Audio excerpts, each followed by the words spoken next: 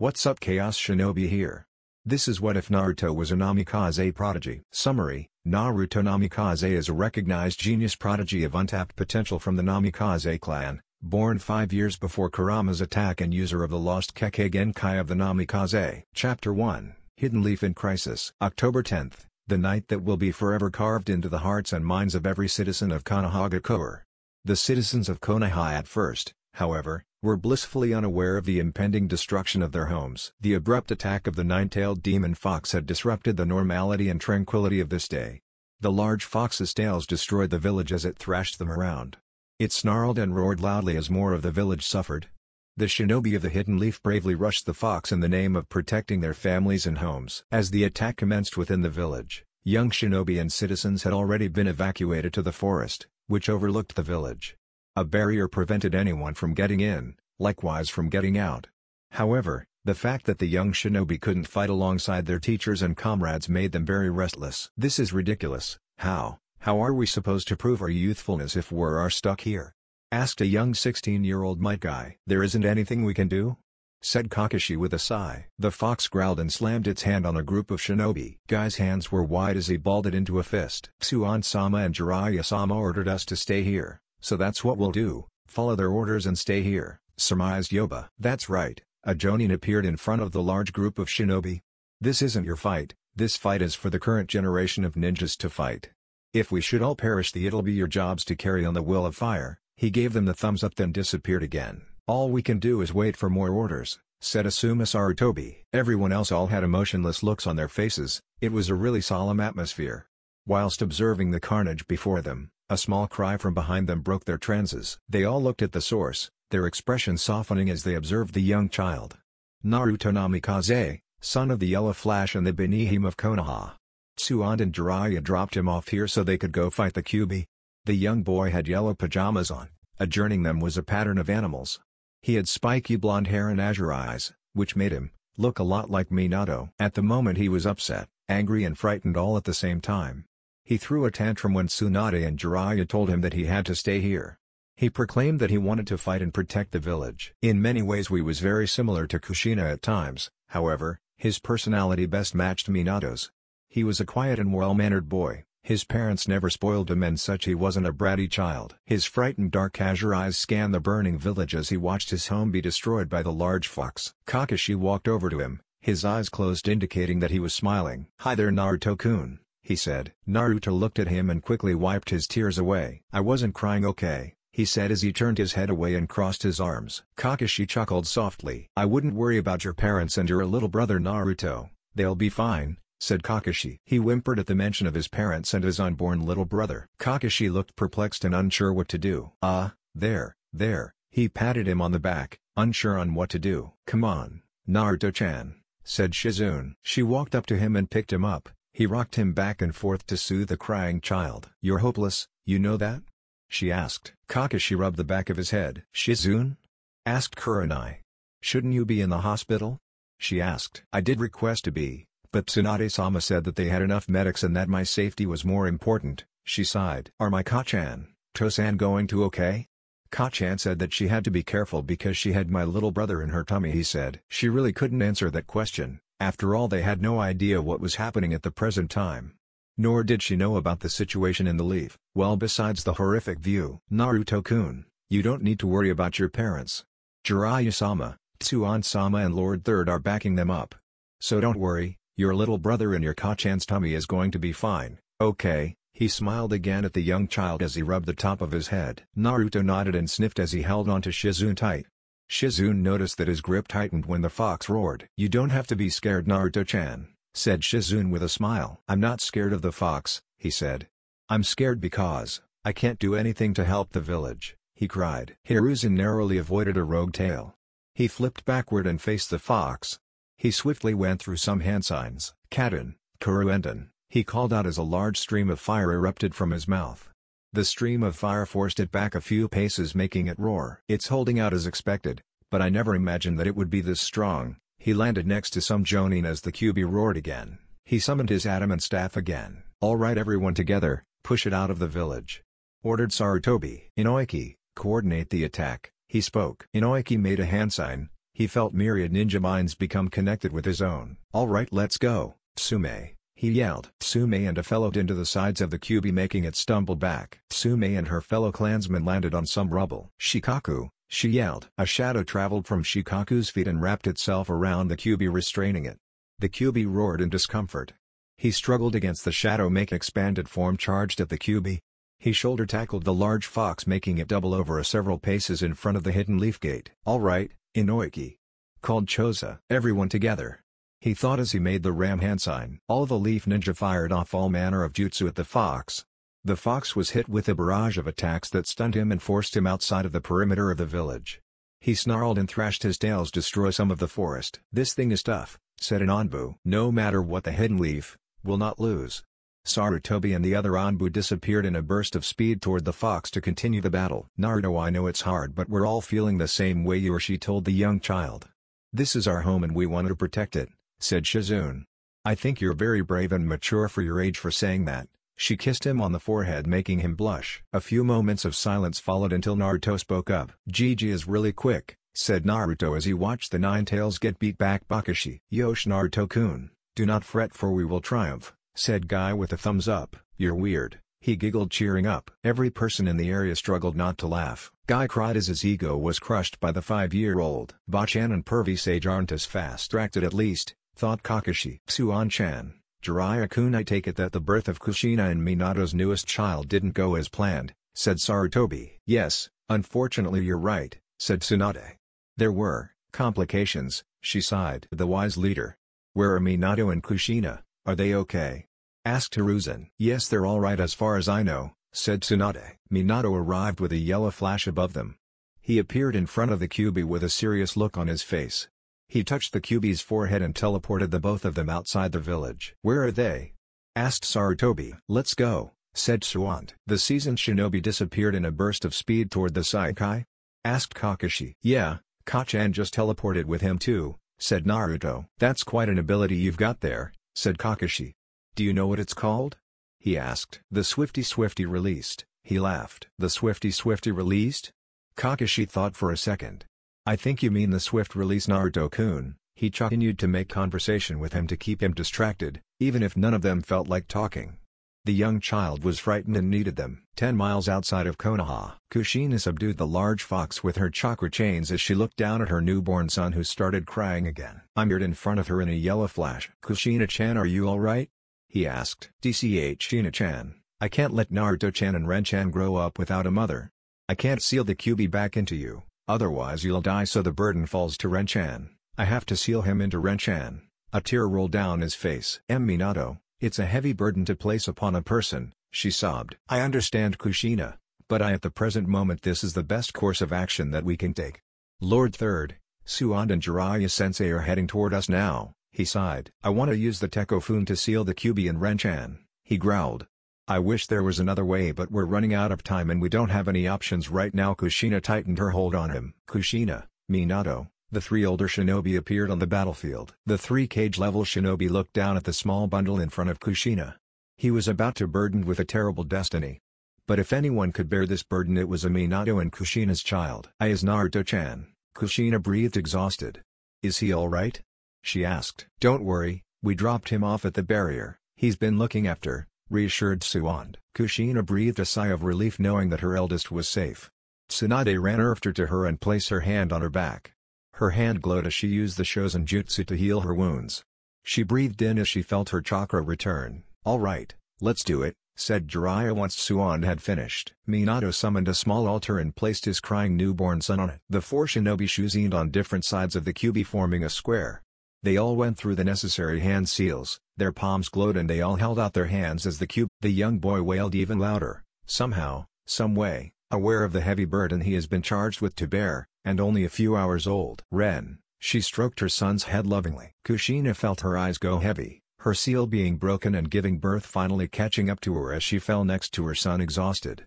Tsunade shushined next to her and picked her up. "Let's get them to the hospital," Minato nodded as he picked up Sarutobi and Minato. "Right, call Kakashi to collect Naruto," said Jiraiya as they both nodded to each other. Suant managed to grab Ran as well and the 2 ninja disappeared in a burst of speed. A few hours later, Hidden Leaf Hospital. Kakashi carried Naruto into the hospital as the revolving doors opened for them. Kakashi held Naruto to his chest, not wanting to expose the young child to the horrors that he looked upon. Kakashi-ni, where are we? Asked Naruto. We're at the hospital. Don't you want to see your Kachan, Tosan and your new baby brother? They're all resting in the room down the hall, said Kakashi as he let Naruto look up. They're all here? He exclaimed. Yes Naruto, but this is a hospital and you have to be quiet, scolded Kakashi, making Naruto nod. Kakashi opened the door to see Minato and Kushina on separate beds next to each other. In the middle was a crib with a small bundle wrapped up in a blue blanket. Jiraiya, Tsunade and Hiruzen were sat on different chairs in the room. Gigi, said Naruto as he wiggled out of Kakashi's embrace and into the old Hokage's. Ho, Naruto-kun, said the Hokage as he picked him up. Gigi, are Kachan and Tosan okay? He asked. Yes, they're both fine, other than a few scarps and bruise. All they need is a good nap, he said sincerely. Naruto smiled at the old man. Suddenly a small cry could be heard from the crib in between Minato and Kushina. What's that? Asked Naruto. That's your new baby brother Naruto-kun. Would you like to meet Ren? Asked Sarutobi. The young Namikaze nodded his head vigorously. Okay then. The former Kage brought Naruto over to the crib, holding him so he could see into the crib. Hi, I'm your big brother Naruto. Nice to finally meet you Ren-chan, said Naruto with a smile. The baby stopped crying when he saw Naruto's face. He had violet eyes like his mother and small tuft of red hair at the top of his head. Ren giggled and held his arm out at Naruto. He grabbed his blonde hair and pulled it. I think he likes you Naruto-chan, said Suwant. Naruto-chan, I'm so glad you're okay. Naruto looked up at Minato who smiled. Tosan, said Naruto. Sarutobi put Naruto down on his bed and Naruto crawled over into his father's hold. Are you and Kachan okay? Asked Naruto, concerned and unsure. I wouldn't worry about me, especially not your Kachan. You know how tough she is, he chuckled weakly. You should be resting kid, said Jiraiya. I'm the Hokage, I don't need sleep, he laughed. Tosan, you were flashing around so fast, were you in a battle? He sobbed. That other guy why you were fighting? He wasn't as fast as you but he knew where you were gonna be. I thought you were in trouble, he said. Minato chuckled. That Kake Genkai of yours huh? Said Minato.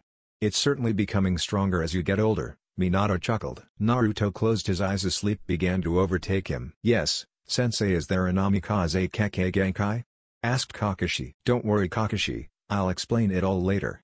But for now, I can't keep my eyes open, he chuckled again. The father and son duo fell asleep together and began snoring lightly. They're both asleep, commented Jiraiya. Ah, they're so alike it's ridiculous, chuckled Tsunade. Sometimes, Naruto-kun does have a little temper at times, said Sarutobi. I can already tell about Ren-chan, he's going to be like his mother.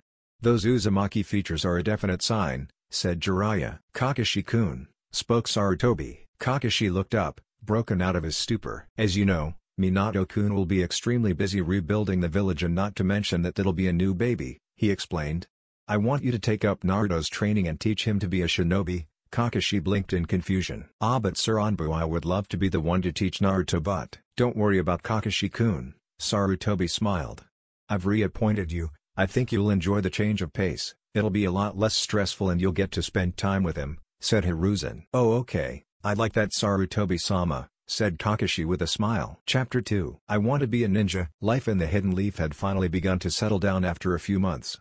The people had settled back into everyday life. The happenings of that night on October 10th will always be remembered, however, as per Minato and Kushina's wishes. The truth about Ren Namikaze's status as a Jinchuriki would be kept secret, and breaking that law was considered an S-class crime and punishable by death. The damage to the village was all but fixable and no lasting effects from the Kyuubi attack would be forever present in Konohagakure.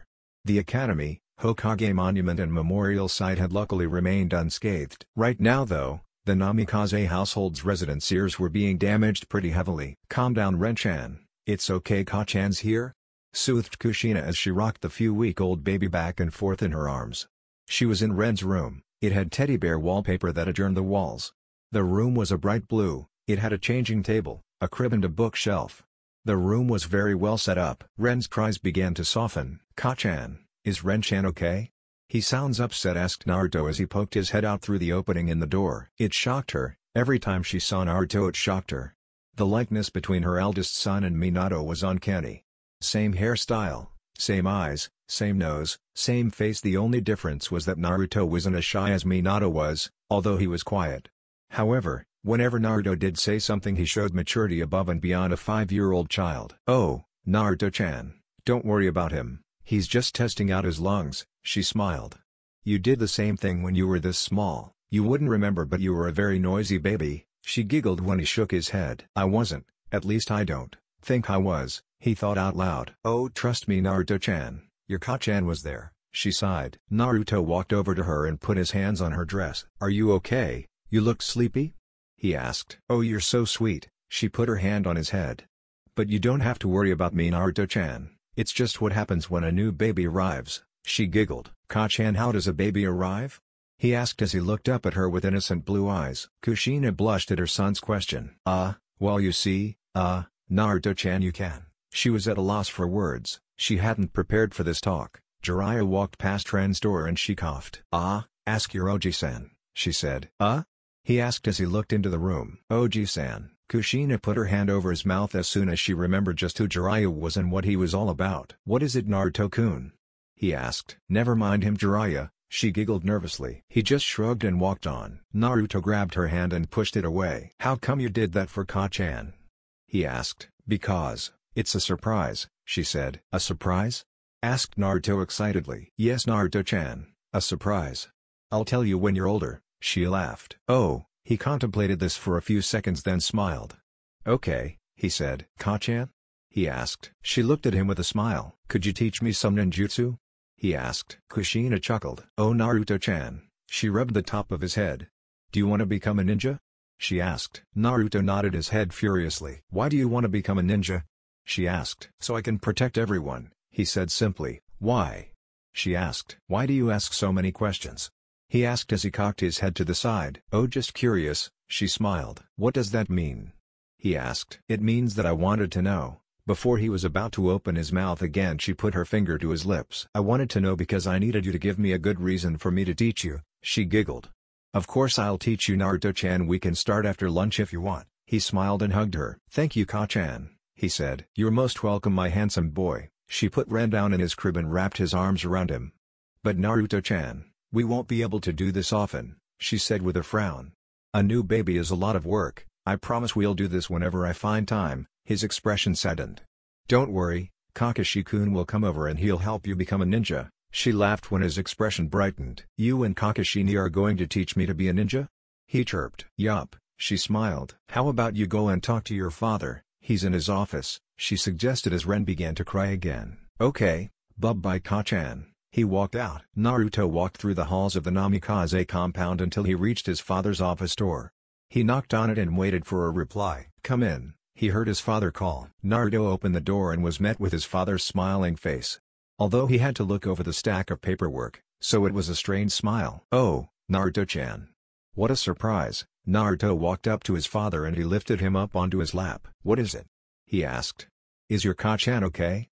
He looked down at his son. "Ka-chan, she's okay, she's just sleepy is all," he said. "Oh, so what is it that you want Naruto-chan? We can play after dinner," he offered. "Okay To-san, but He blushed in embarrassment. "I want to be a ninja, so I was wondering. What's the first thing I have to learn?" he asked. "Oh so you want to be a ninja like your Ka-chan? I and your grandparents," he chuckled. "That's awesome Naruto-chan," said Minato. "Really?" he asked. "Of course, being a ninja is a hard job, you're very brave for wanting to be a ninja," he said. Naruto blushed again at his father's praise. "But to answer your question," Minato swirled around on his chair to the bookshelf behind him. He pulled off a book titled, The Beginner Guide to Becoming a Shinobi. "You can read this," said Minato. "A book on how to be a ninja?" asked Naruto. "Yup, I'm sure your Ka-chan will read it to you if you ask nicely. She might even teach you some cool ninja stuff if you're good." He whispered the last part. "Really?" he asked with a smile. "Why don't you go play in the backyard? I'm sure your eagle friend is missing you," he chuckled. Naruto took the book from his father's hands and hugged him. He hugged his son back and then patted him on the forehead.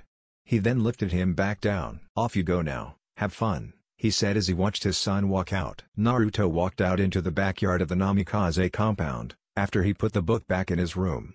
He was instantly greeted by a small bird who landed on top of his head. "Hi there Talon," he giggled. The eagle chick chirped happily at him. "Do you want to play? I bet you can't catch me," he laughed. Not waiting for an answer he took off laughing playful. The young chick flew up and began to fly after him. "He's so cute," said Tsunade as she watched him play with his friend from the porch on the opposite side of the yard. Well, he was bound to be adorable. Minato was a cute kid. If Naruto's lucky, he'll be as good-looking as his grandfather, he chuckled. Tsunade smirked. I'm just so glad that Minato-chan and Naruto-chan inherited my blonde hair, she chuckled.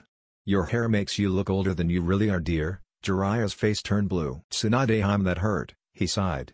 I'm not old because you keep me young, he smiled. She giggled and kissed him on the cheek. Good save. She turned back to watch her grandson run around frantically with a smile on his face. It's a shame that he had to witness the Nine Tails attack, she sighed. He doesn't look all that affected, said Jiraiya.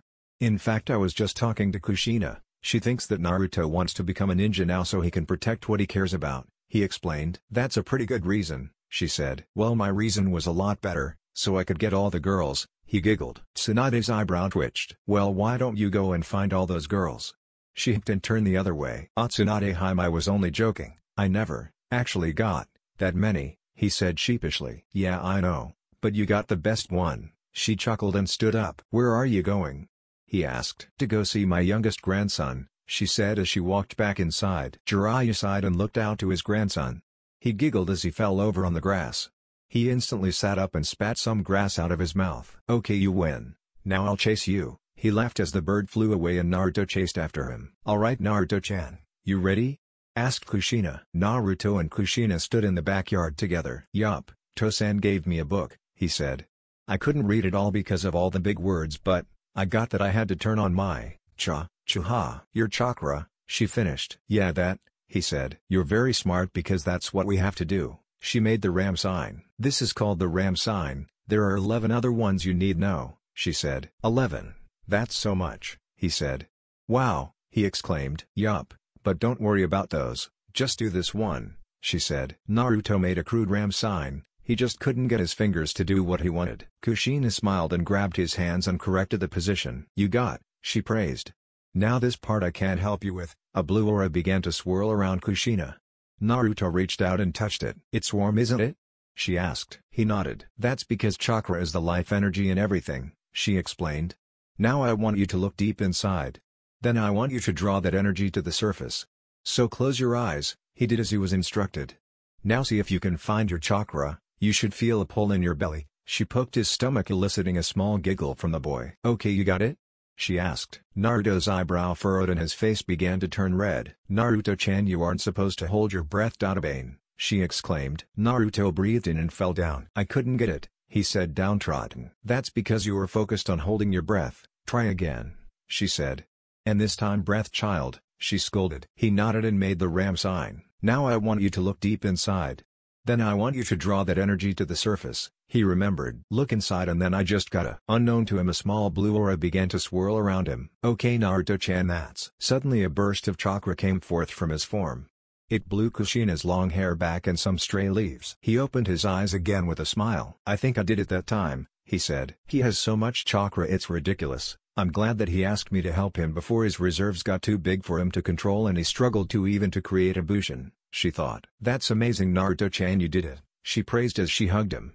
He blushed in embarrassment. Ka-chan, I don't feel so good. He began to lose his grip on her dress. Kushina helped him to the ground. It'll pass, she said. He just used a lot of chakra for his age, no wonder he feels a little flat, she thought as she watched her son gain his bearings. That's enough for today Naruto-chan, she said. Hey Kushina-sama, Naruto-kun, waved Kakashi as he walked into the backyard with a smile behind his mask. Hi Kakashi-ni, Iwu. He tried to get up but fell back down. Kakashi chuckled. You alright there, kiddo? He asked. He's fine, just a little frazzled. He activated his chakra for the first time, she explained. That's awesome Naruto-kun, said Kakashi.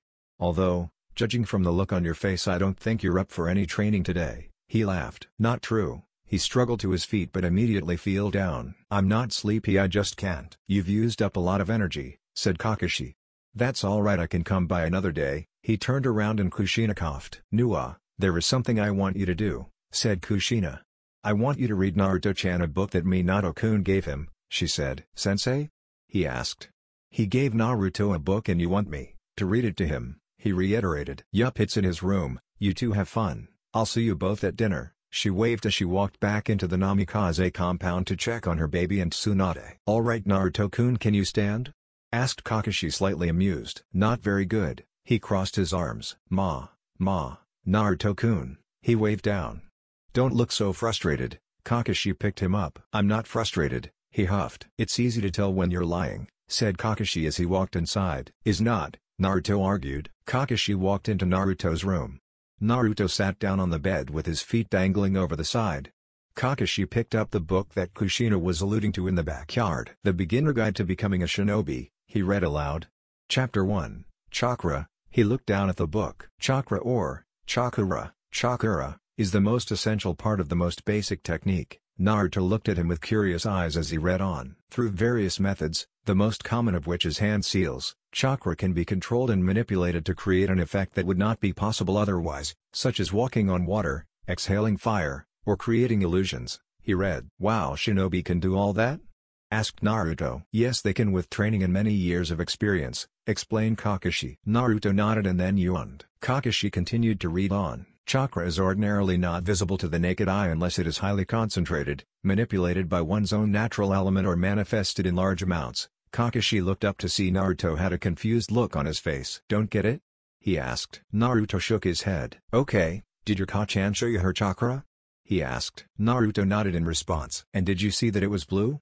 He asked. Yup, it was warm too, he explained. That's because your Ka-chan has a lot of chakra, so you were able to see it.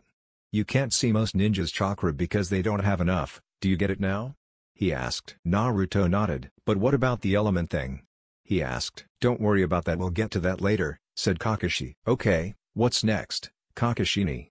He yawned. Kakashi smiled. He's about to drop, he thought. He found where he was up to and started reading again. General training methods for improving one's molding and manipulation of chakra are the leaf concentration, tree climbing, and water surface walking exercises. Kakashi finished as he heard a soft snoring. Had enough, he chuckled softly. Kakashi removed his shoes and tucked him into bed. Is he asleep yet? Asked Kushina in the doorway. She had a sleeping baby Ren in her arms. Yeah, he's asleep. Lasted longer than I expected though, he chuckled softly as he looked down at Naruto's sleeping form. So, now that you've seen what his chakra's like, what's your assessment? He asked. It's certainly like an Uzumaki's in terms of stature, she explained. But it's as potent as Minato's and Tsunade's, she said. Meaning? Asked Kakashi. It's very strong, she said. What about the Swifty release? He joked. She joined him in chuckling. Yes, well Minato-kun said that it'll manifest itself when he's older. So we'll just have to wait and see. It's a very rare bloodline, apparently only 2 other people in the Namikaze clan have been known users.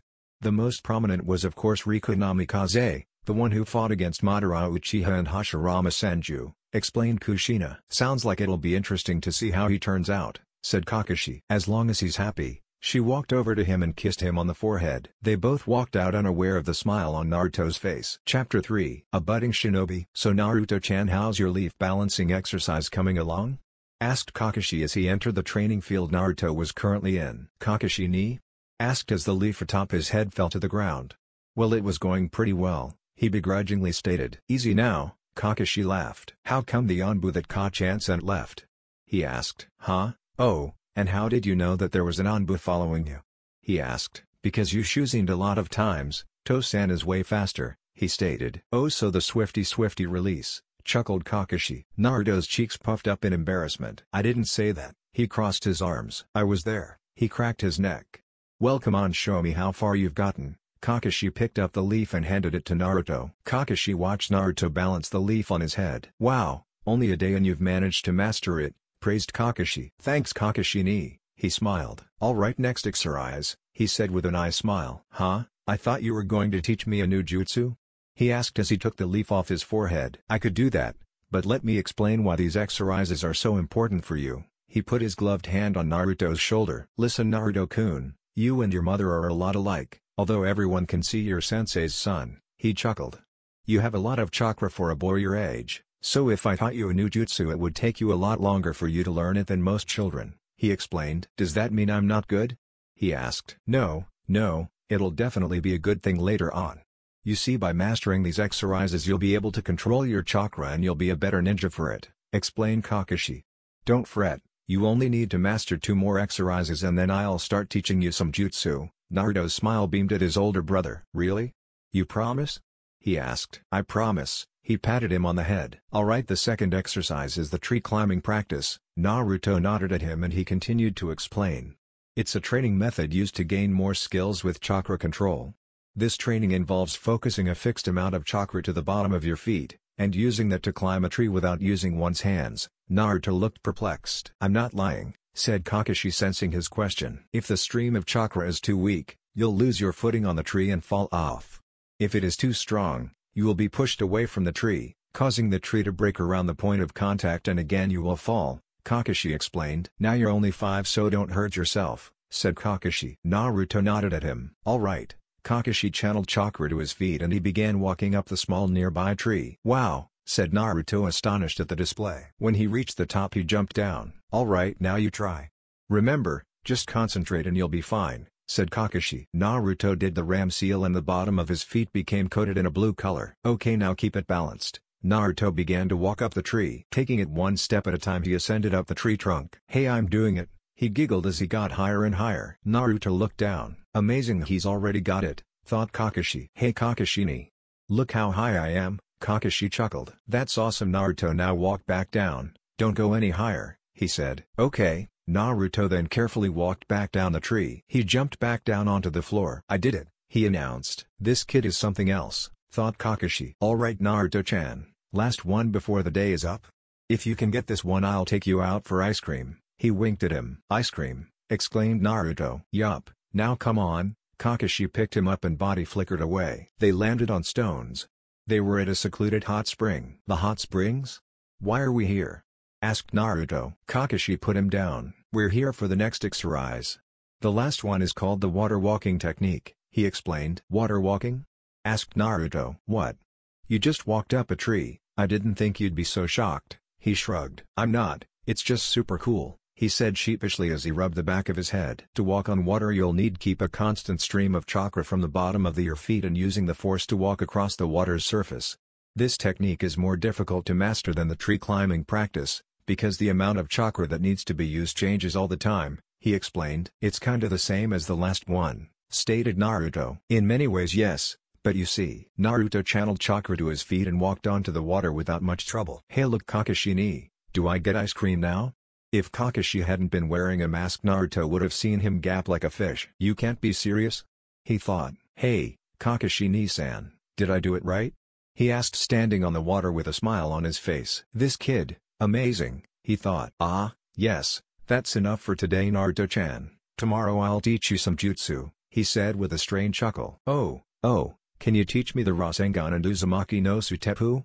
He asked. And who told you about those?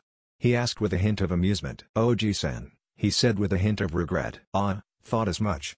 Your Kachan's sword step and your father's jutsu are a bit too advanced for you at the moment. Naruto looked down. But one day, he knelt down.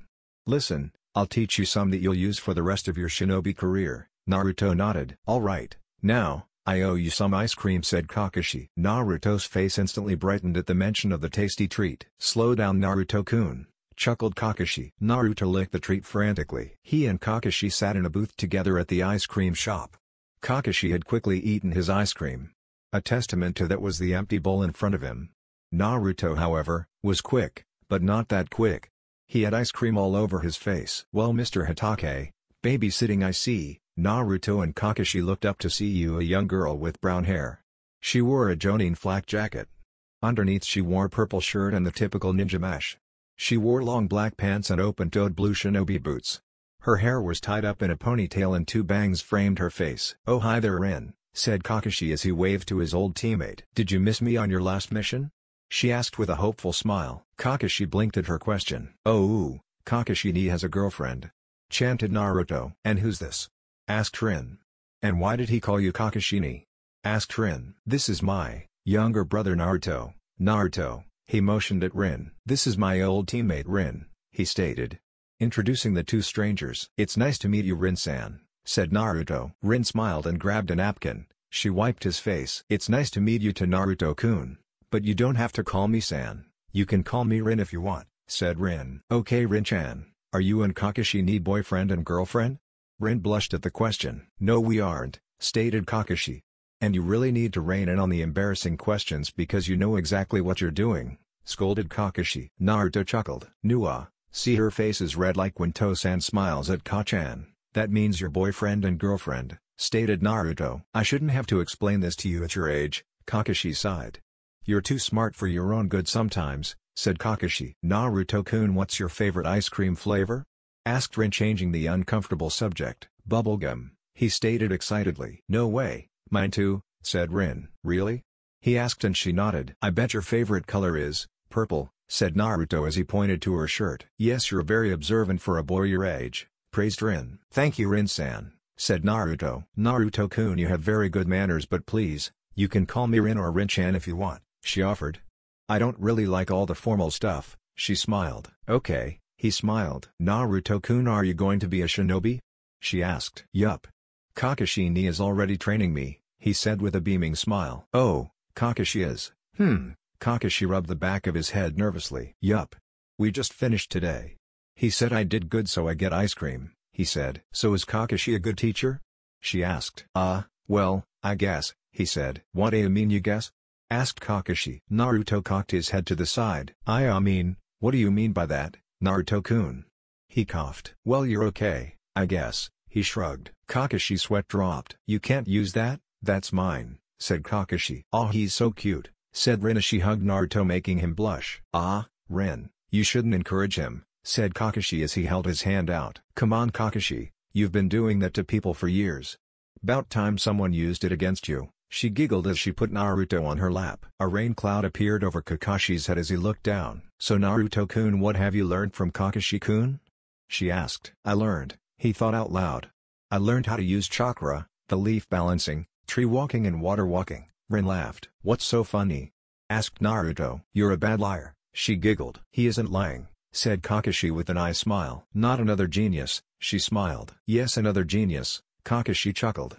He's a lot like Minato-sensei, said Kakashi. So everything just comes naturally to him, huh? She said as he looked down at the mop of blonde hair underneath her chin. Yeah, he's got a talent for the shinobi arts, that's for sure, Kakashi gave Naruto and a smile. Naruto blushed at the kind words. Thank you, he said meekly. Oh, you're just too cute Naruto-kun, squealed Rin. She hugged him, making his head squeeze between her breasts. Rin-chan, spoke Kakashi. Yeah, she responded with a small blush at the chan suffix that he rarely used. MFFPHMMFMPHFPPMHPHHMPF, muffled Naruto as he struggled to breath. Oh, sorry Naruto-kun. She pulled him away and he breathed heavily. You okay?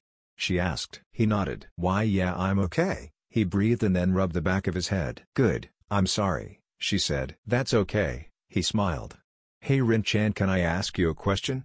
She looked at him. Of course you can Naruto-kun, she beamed. What was Kakashi ni like when he was a kid?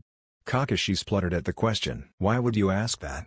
Kakashi waved his hands. Because I'm curious, he said, remembering his mother's use of wording. So you're curious about Kakashi-kun when he was a kid? Asked Rin. Well, he always calls Tosan-sensei. If you were on his team then that means you were around Kakashi when he was little, he said. So what was he like? He asked. Wow, you're smart, she mused. Okay, I'll tell you, she smiled. Rin, I don't think you should. Now Kakashi, he did ask nicely, she stated. Well, Kakashi was very crazy about the shinobi rules. He always recited them and told others when they were disobeying them, she smiled. He's always worn that mask, she pointed. And he was mean to everyone, she whispered, making Naruto giggle. Rin, you don't have. He was very talented and smart. He used to always outsmart all the bad ninja. Kakashi averted his eyes. This also made him very nasty sometimes and he had a bad attitude, she whispered again. But he was also very kind and sweet when he wanted to be, she giggled when Kakashi sighed. Are you finished torturing me? He asked. I think you've had enough for today. I have a mission anyway. She got up from the booth. It was nice meeting you Naruto-kun, she smiled. I'll see you around Mr. Bruder, she giggled and walked away. You had to really look, almost magnify your vision, but Kakashi had the faintest blush on his face. She's nice, said Naruto as he ate more ice cream. Yeah, I guess, he sighed. Come on, now that you've had your ice cream there's some place that I want to show you, he said as he got up. Naruto took one last bite and then followed him.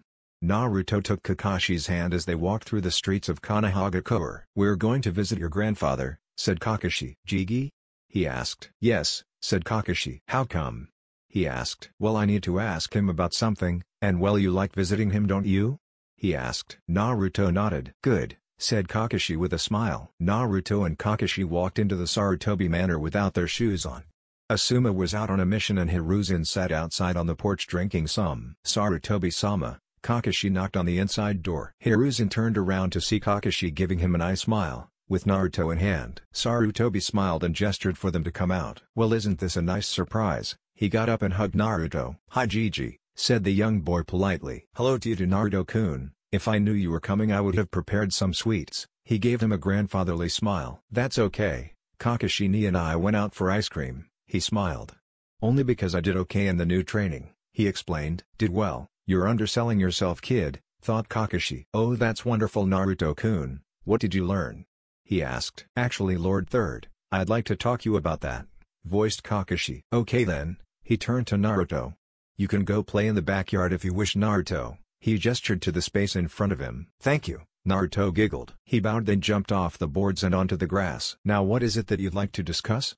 He asked. Kakashi sat down on the opposite side of the table. It's Naruto sir. He rubbed the back of his head.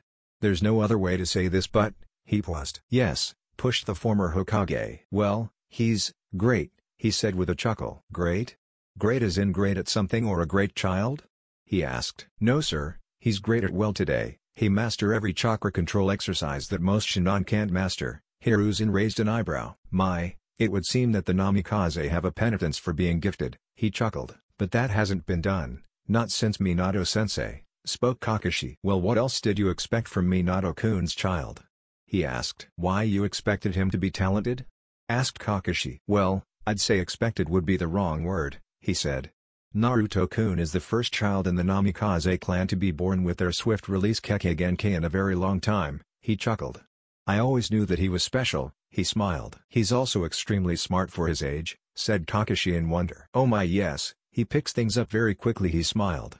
Maybe even more so than Minato-kun. He drank some tea. Are you saying that he might be an even greater shinobi than sensei? Asked Kakashi. Well putting a bet on something like that isn't very smart, he spoke. Minato is a once-in-a-generation prodigy, don't forget Kakashi-kun, Naruto is only 5 years old. To put a stake to the claim that he'll surpass his father is impossible at the moment, he said. However, what do you say we test him? Asked Hiruzen. Test?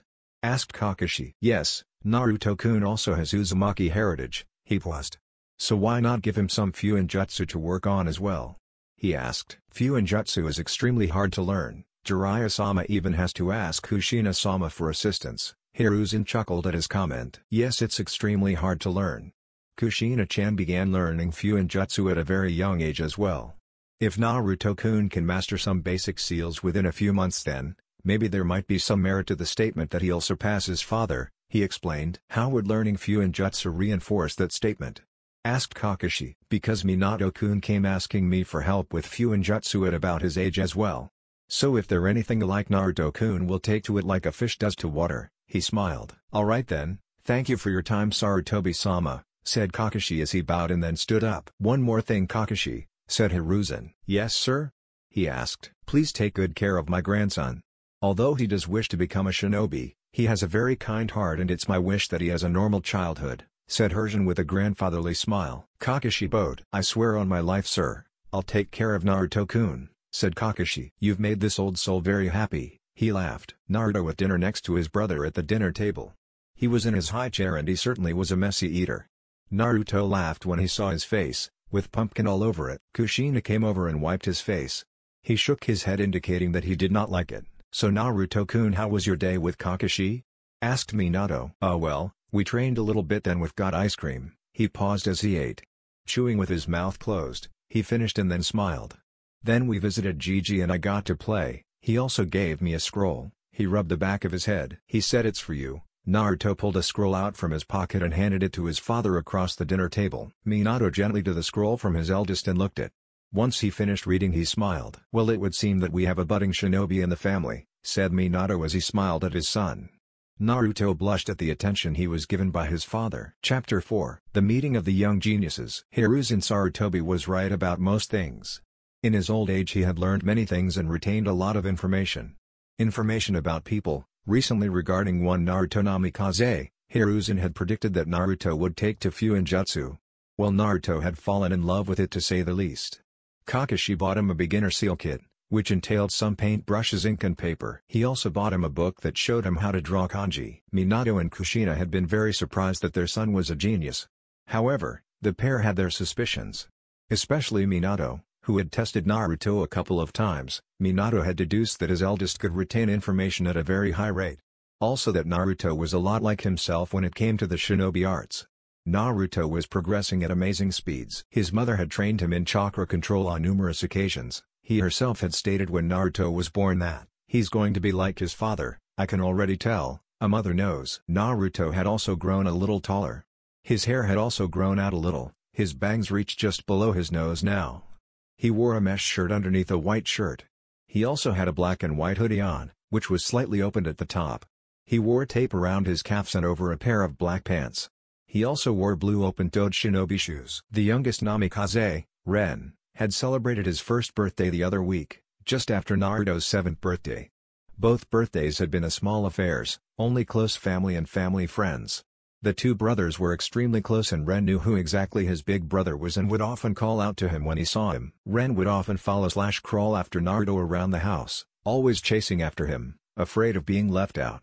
Unfortunately he never got very far. Ren had also spoken his first word a few weeks ago, Ka-chan, much to Kushina's delight.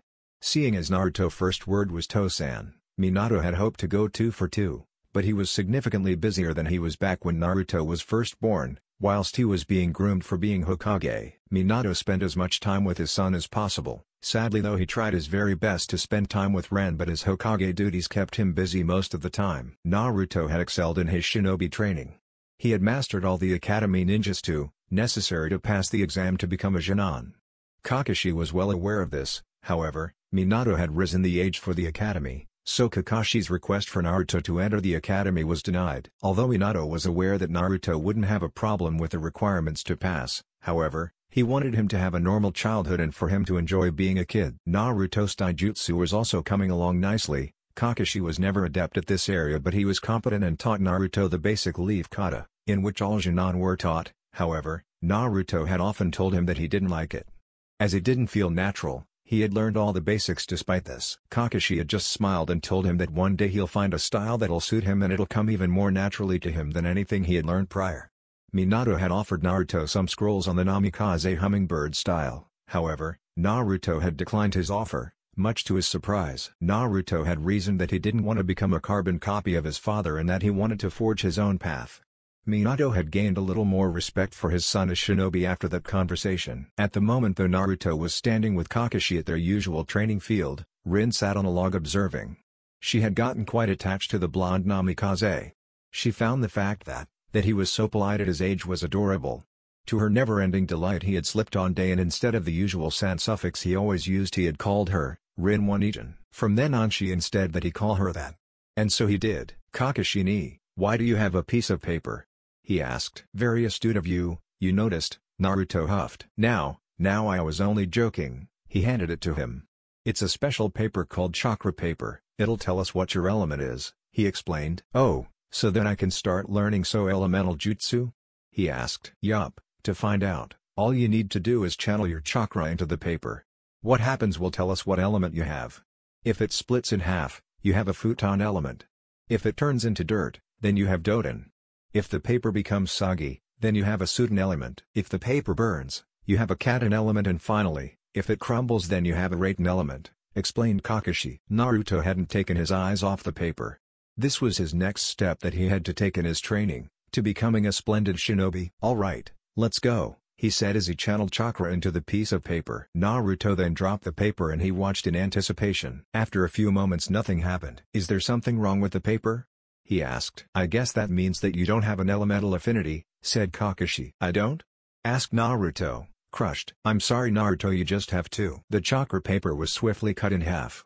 Then the right half burned and the left half crumbled. 3 elements, now things get interesting. I've come to never be surprised by this kid, though Kakashi with a smile. The number of jutsu that you could potentially learn has just doubled. He grinned as he watched Naruto's shocked expression. Is that good? Asked Naruto. That's amazing Naruto-kun. I can tell you're going to be very adept at ninjutsu, he chuckled as he patted Naruto on the head in a brotherly way. Alright, I think we'll start with a katan jutsu as I know some basic ones, He rubbed the back of his head. "Okay, I'm ready," said Naruto. "Alright, I'm going to teach you the Kaden Gokakyu no Jutsu," explained Kakashi. Kakashi went showed Naruto the hand signs.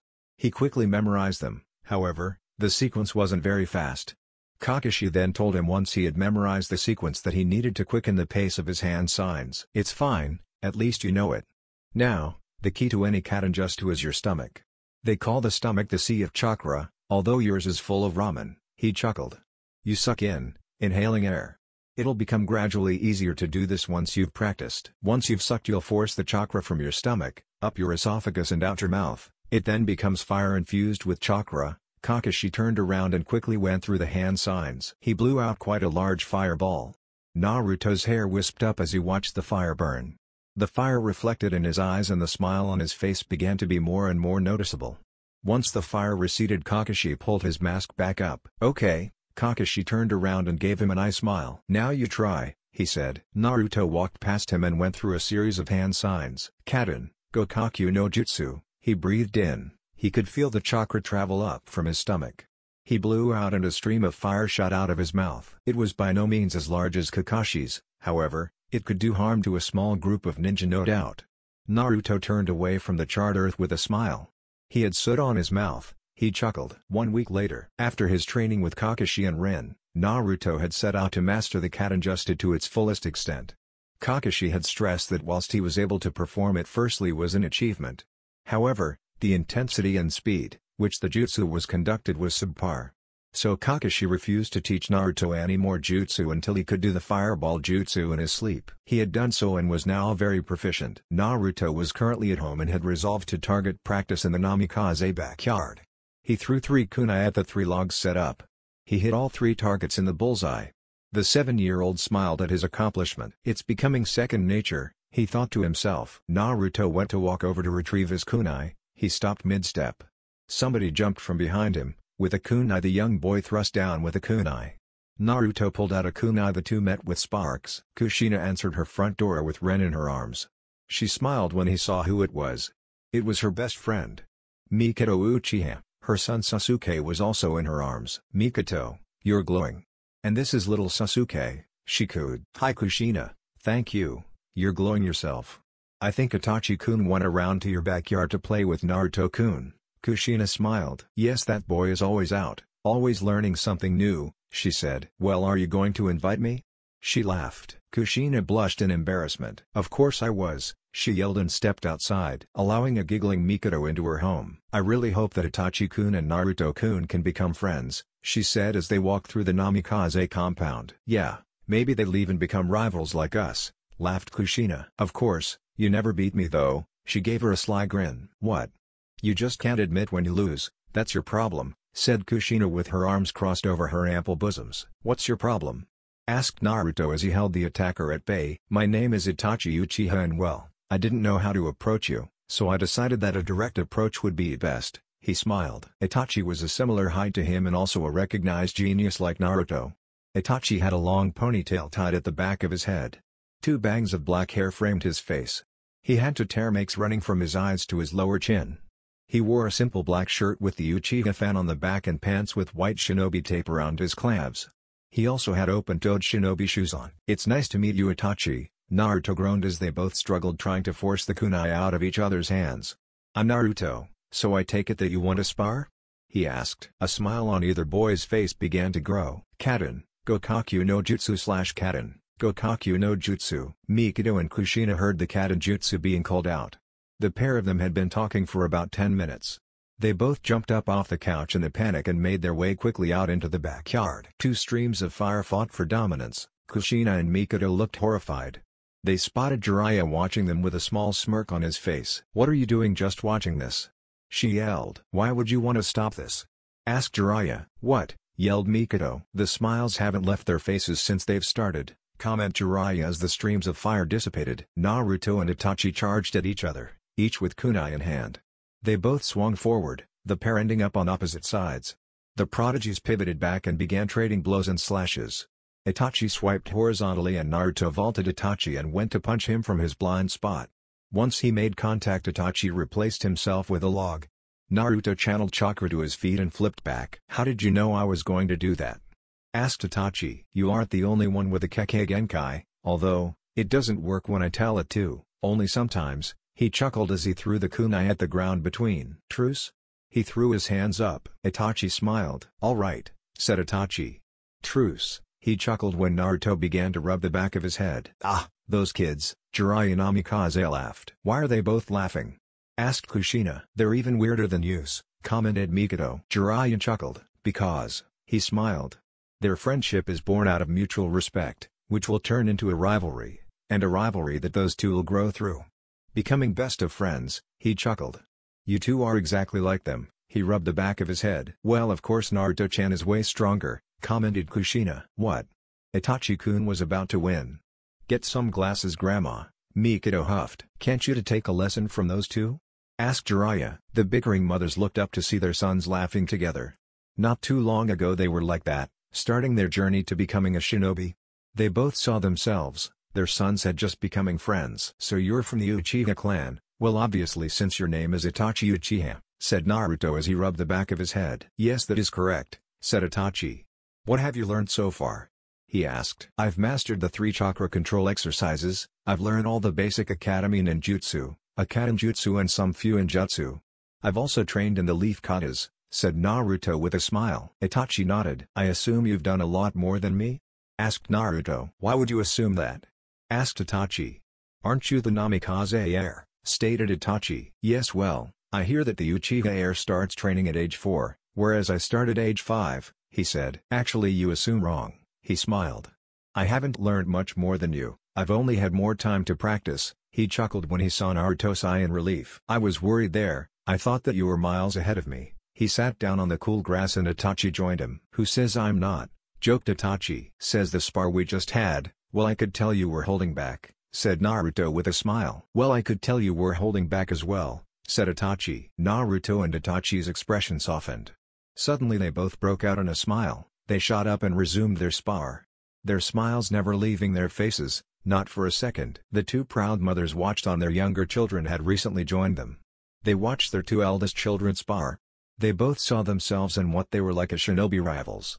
Unknown to them, those 2 children were going to go down in the history books as 2 Konoha's greatest shinobi ever. "We have a problem," stated Minato. He and the other shinobi council members assembled. Koharu and Homaru were seated next to him. "I'm afraid that I miscalculated," he said sadly. "What exactly is the problem?" asked Shikaku. "My son, Ren, the Jinchuriki of the Kyuubi," he sighed. "The seal isn't going to work like I wished it to. It was initially unwise to seal away that much chakra, however, the seal is holding it back quite nicely," he said. "Then what's the problem, Minato-sama?" asked Inoiki. "The seal worked well. Ren will never know that he's a Jinchuriki unless someone tells him. This isn't necessarily a bad thing, but I wanted Ren to master the Kyuubi's chakra when he came of age. Unfortunately, none of the Kyuubi's chakra is mixing with Ren's, meaning that Ren won't be aided in any way, nor will he have any benefits of being a Jinchuriki," explained Minato. "In a time of uncertainty such as this, Ren would be greatly aided by being a Jinchuriki," stated Homaru. "What do you suggest?" asked Koharu. Another vessel, Danzo stood up. "I may have a solution," he stated. Minato grew uneasy. Danzo was a very suspicious man. Minato wasn't sure if he had his son's best interest at heart, or his own. "Yes," pushed Minato. "Kusagaku," he said. "Kuza?" asked Shukaku. "Yes, they were greatly weakened in the war and are in need of allies," he smiled. "Hokage-sama, I have a remedy, however, at the present time I do not have all the details confirmed." He narrowed his visible eye. "Well, all right then, Danzo, I trust that you have this village's best interest at heart." He nodded at the affirmative. "Well, all right then, you said another vessel. Do you intend to capture one?" he asked as he narrowed his eyes. "Of course not, Hokage-sama, I will not act without your consent," he said. "You will inform me of any developments whatever they may be. Also, this whole affair is to remain secret, nobody is to speak of this meeting outside this room. Ren will be told of his Jinchuriki status by myself and Kushina. When we transfer the yang half of the 9 tails out of Ren, he will be sedated and his conscious mind will remain unaware of anything. The sealing will occur out of the village, aware from the village, similar to the births of my 2 sons. My personal Anbu will also be present and will monitor the situation. Also, we are to properly inform the new host of his or her soon-to-be status. If they come from Kuza, Then we are to meet them at the border and escort them to Konoha. Danzo, I trust that you will work collaboratively with Koharu and Homaru. You will report back to me with your plans. I will also be present in the diplomatic talks with Kusagaku. If they wish to give us a new host as a symbol of an alliance, we will not turn their offer away." He stood up and sighed. Meeting adjourned. The first days. "Oh, you're going to do great, sweetheart." Kushina fussed over her eldest child, like many mothers did to their children in the courtyard of the academy. "Just do your best, respect your senpais, pay attention in class and always bring a water bottle with you." She kissed him on the forehead. Keiko-chan. Stop. Naruto's facial color rivaled a tomato. "Ha, Ni-san, your face," giggled Ren as he held on to Kushina's dress. "Oh, and make sure that you make some really good friends," she giggled when Naruto. "Just do your best," came a new voice from behind Kushina. Minato walked over to them carrying a baby girl. The little baby had taken the Namikaze household by surprise. Little Kari Namikaze, unlike Ren, she was born in the Hidden Leaf Hospital. The birth was normal and no giant foxes, destruction or deaths occurred. She was a blessing and a healthy, beautiful baby. She was very active. She had blonde hair but violet eyes. Different from Ren and Naruto, who had taken after one of their parents, she had inherited traits from them both. She had Kushina's round face, but she inherited her father's hair. Kushina took Kari from Minato and rocked her up and down gently.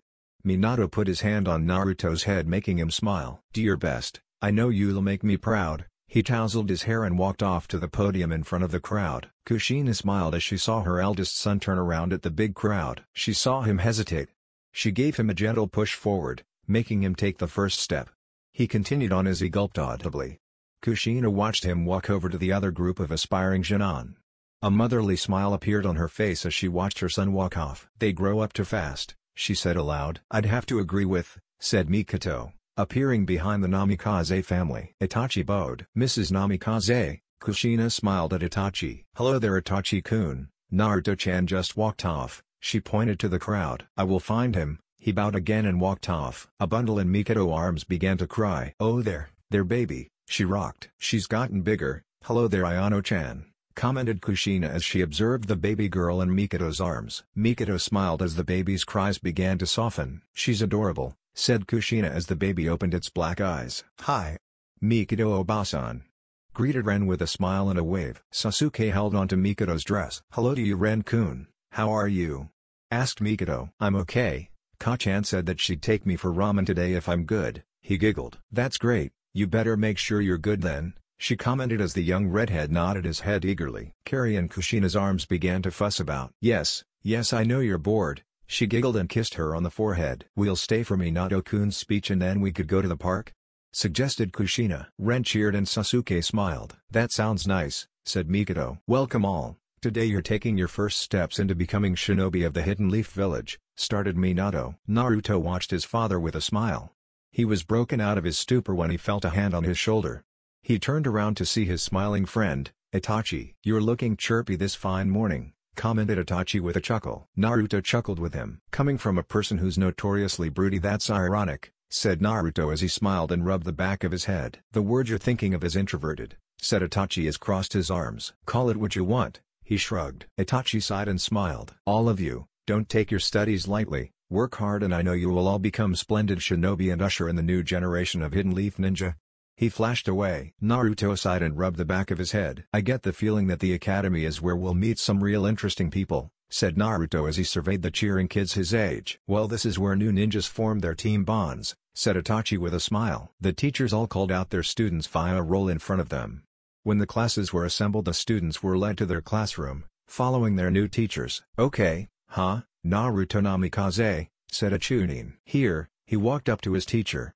"It's nice to meet you, Aoba-sensei," Naruto bowed respectfully. "Yes, it's nice to meet you to Namikaze-sama," said Aoba. Naruto blushed. Oh, you don't have to call me that, please." "Naruto is fine," he waved and rubbed the back of his head. "Alright then, Naruto." Aoba nodded and led his class away. "You know, this academy thing isn't all it's cracked up to be." Naruto leaned on his forearms in his chair.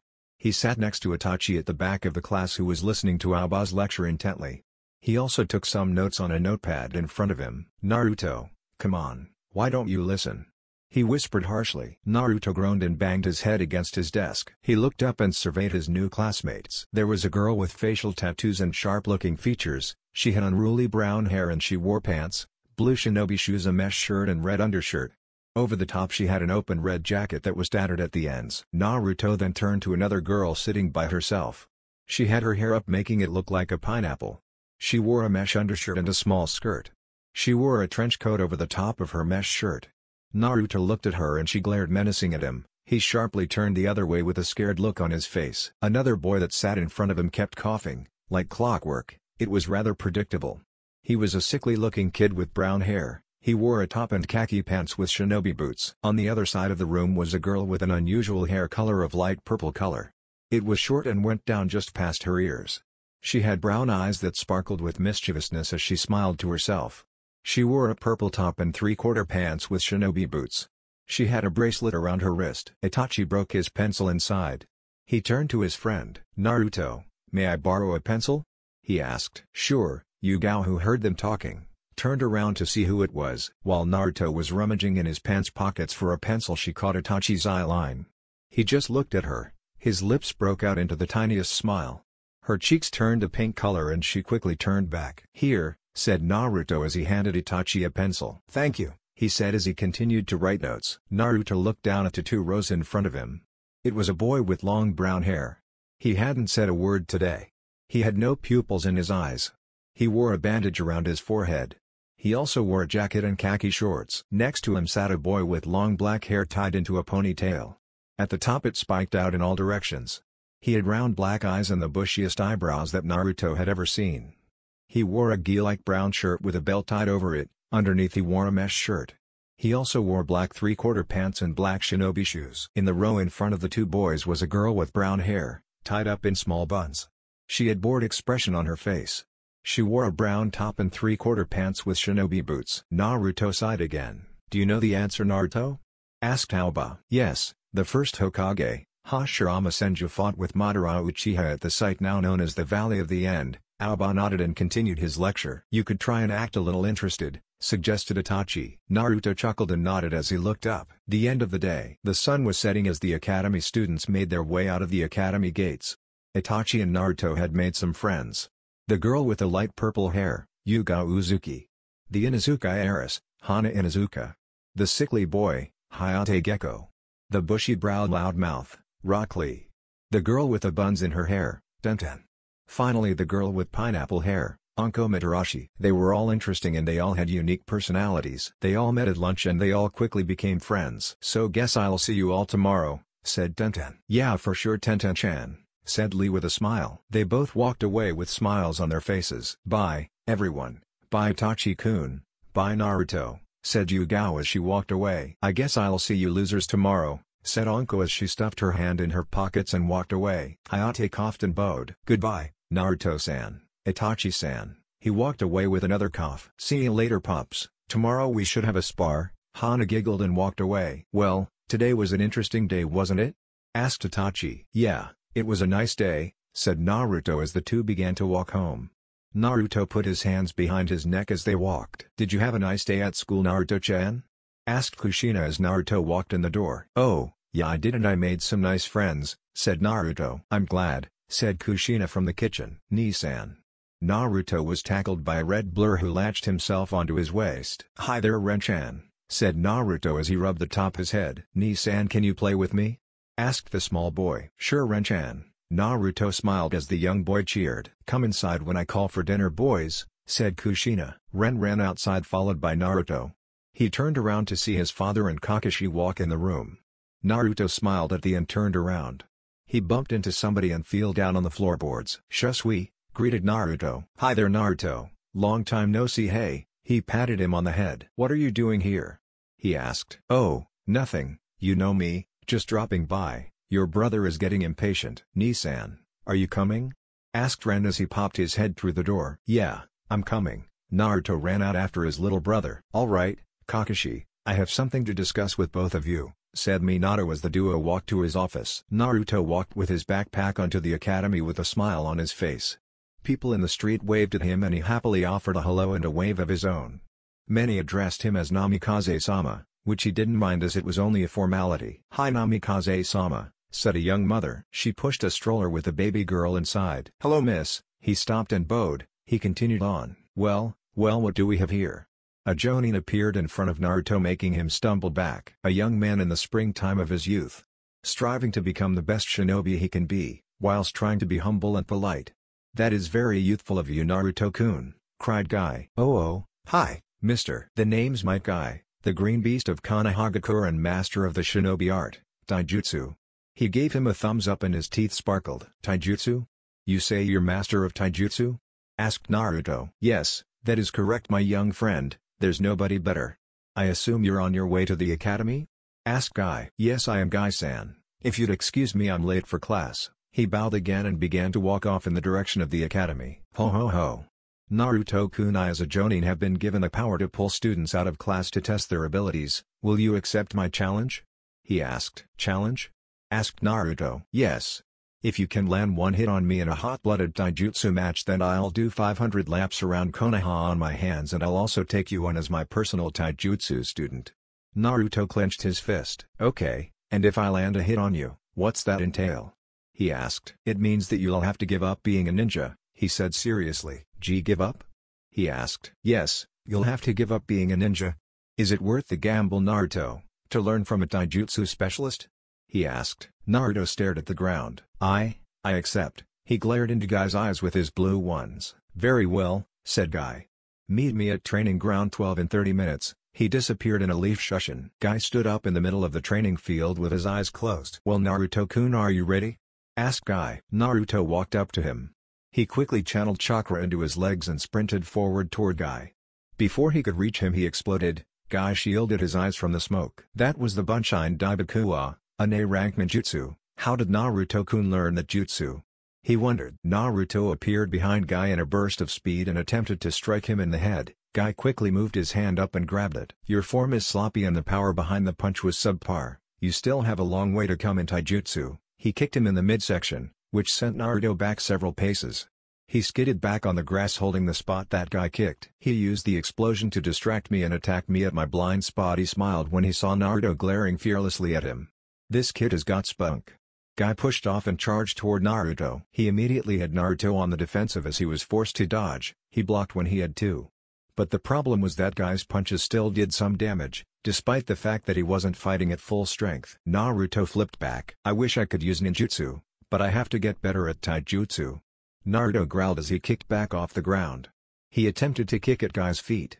Guy jumped up and crashed into the ground with a double-footed stomp. "He's pretty quick for a kid his age," thought Guy as the dust cleared. Naruto stood in a basic taijutsu stance a few paces away from Guy. "I see, so he does have some form," thought Guy. Naruto ran sidewards to the right. Guy stood straight, not looking at him. "He has to have a weakness," Naruto growled when Guy didn't follow his movements. "He's baiting me," he thought. "You have to attack, Naruto-kun. You either think on your feet or you give your opponent time to think." Guy disappeared in a burst of speed and appeared above Naruto. Naruto lost his footing and fell backward. He covered up awaiting the pain, but it never came. Naruto opened one eye to see Guy standing over him with his index finger pointing toward Naruto. "So what are you going to do, Naruto-kun? Are you going to give up being a shinobi?" asked Guy as he stared into Naruto's eyes. Naruto's fingers dug up the dirt around them. "No," he said. "Why not?" he asked. "Because I'll never give up or back down. I haven't lost because there's no way that I'll ever stop trying," he yelled. "You think that just because you never give up or back down that you can beat me?" asked Guy. "Yes, I do. If being a genius means that I'll always be spoon-fed just to and told how great I am, then I'd rather be a fool." Guy's eyes widened at the young boy's resolve. "I'll never give up and I won't back down," he yelled on determination. I see." Guy took a few steps back and Naruto got back up. Naruto charged at Guy. Guy smirked at Naruto as the young academy student cocked his arm back. Guy just watched as Naruto punched him in the stomach. Guy winced a little and Naruto's eyes widened. "Why did you let me hit you?" yelled Naruto. "Because," Guy smiled. "You've got the guts to be a splendid shinobi." He put his hand on his head. Naruto gasped as Guy laughed. "Why the tears, Naruto-kun? You just found your nindo." He laughed as Naruto began to cry. Thank you," he whispered. "Huh?" asked Guy, unsure of what he said. "Thank you so much, Guy-sensei," he exclaimed as loud as his lungs would let him. "All right, let us begin our training right away. Afterward I'll do as promised and do 500 laps around Konoha on my hands," he yelled in joy. "Just informing you that your child was absent from the Ninja Academy today. Read Kushina. Kushina read the message that appeared in a puff of smoke on her dining room table. What? He skipped school on his second day, she yelled. Naruto-chan, you are in so much trouble. She punched her open palm. She stormed into the living room to see Ren playing with his toy cars. His 5-month-old sister trying to sit up on the floor.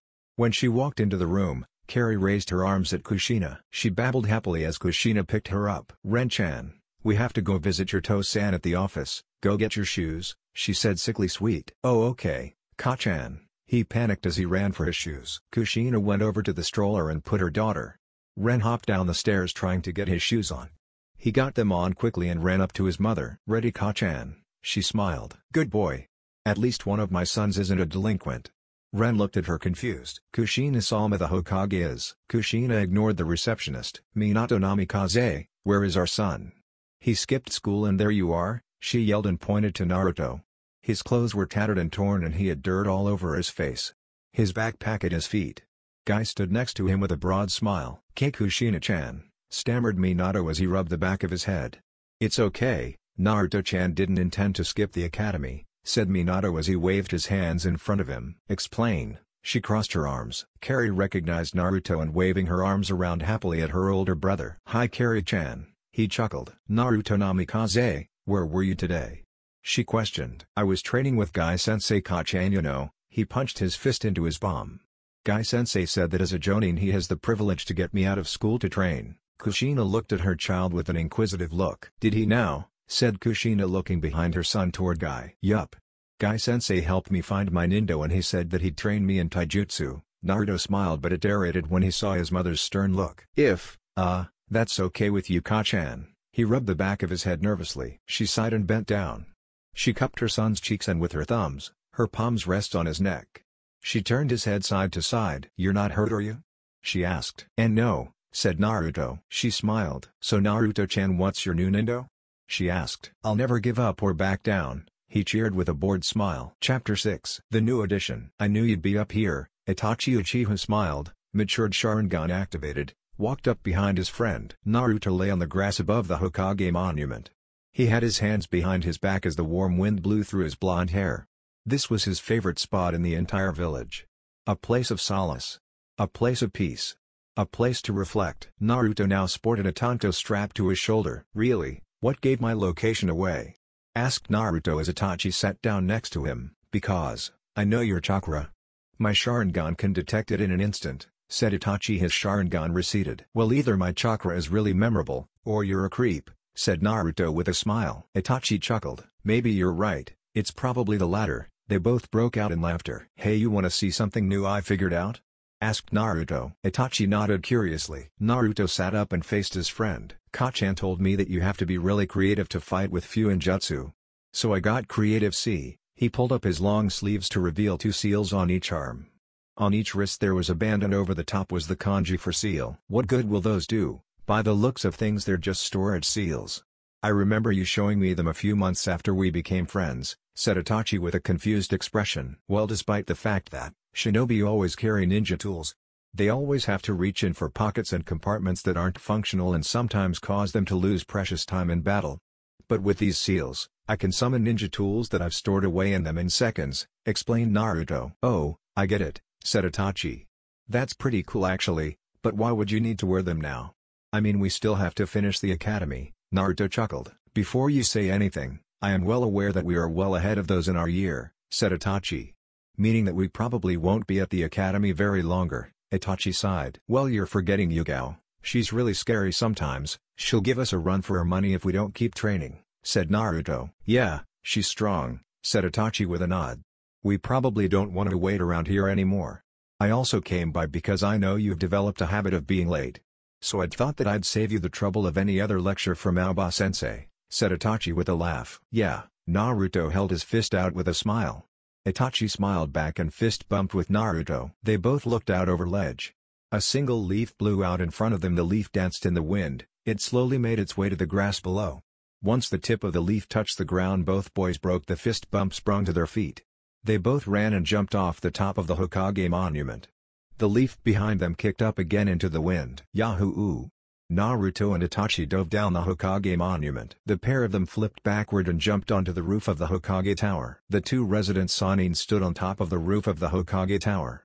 "Settle down, mister, or you'll get a good super strong punch," said Tsunade as she poked Jiraiya in the chest, pushing him back. "Aw, come on Tsunade, I'm just take off Naruto, Itachi."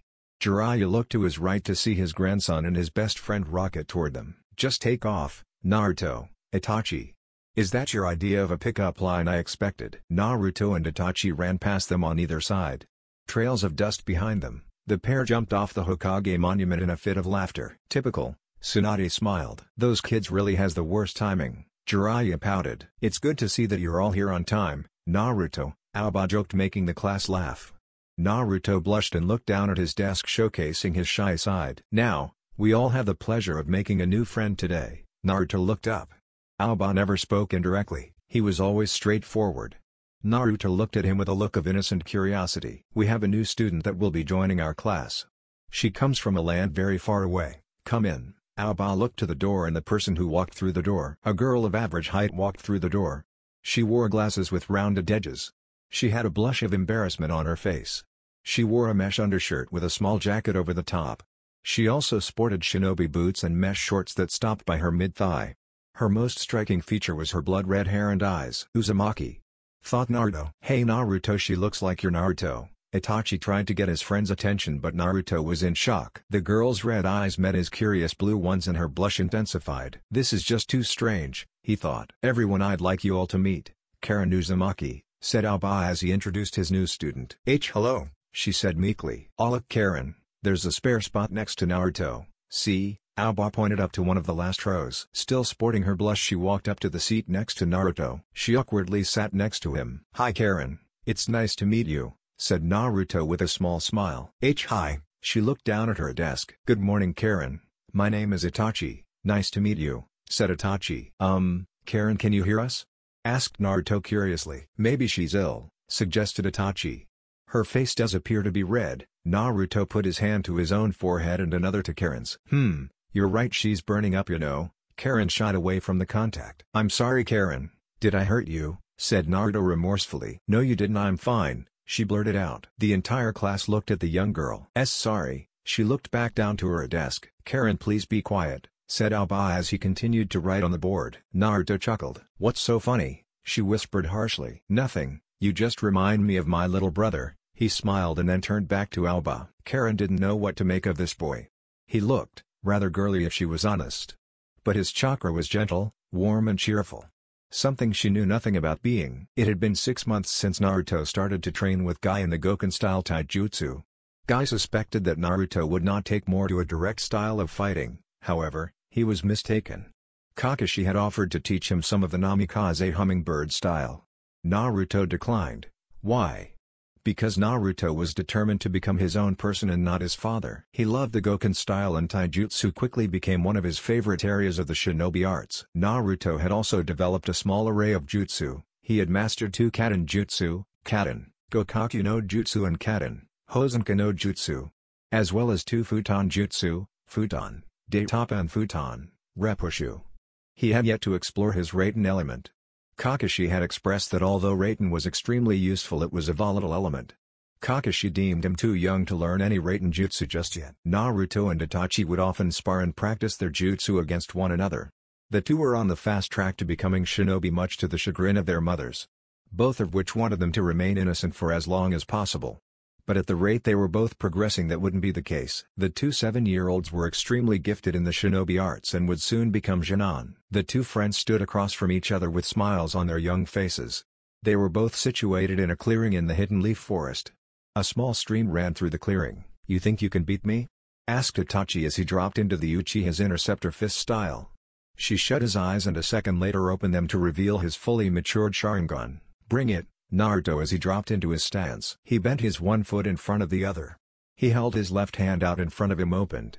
His right hand was balled into a fist and held firm by his hip. Both kicked off on their back feet, causing blades of grass to wisp up from the ground. Both pumped chakra into their legs and chakra dashed toward each other. Both were knocked back a few steps when they collided with each other. Itachi backflipped and threw some shuriken at Naruto. Itachi quickly went through some hand signs. "Shuriken Kage Bunshin no Jutsu," he called out. Naruto smiled as he stomped his foot behind him, the shuriken slowed down in his eyes. He sidestepped them all with ease. Itachi watched in amazement with his Sharingan. Even with his dojutsu recording his every movement, Itachi struggled to follow. It wasn't that Naruto was fast, it was as if he had his own Sharingan.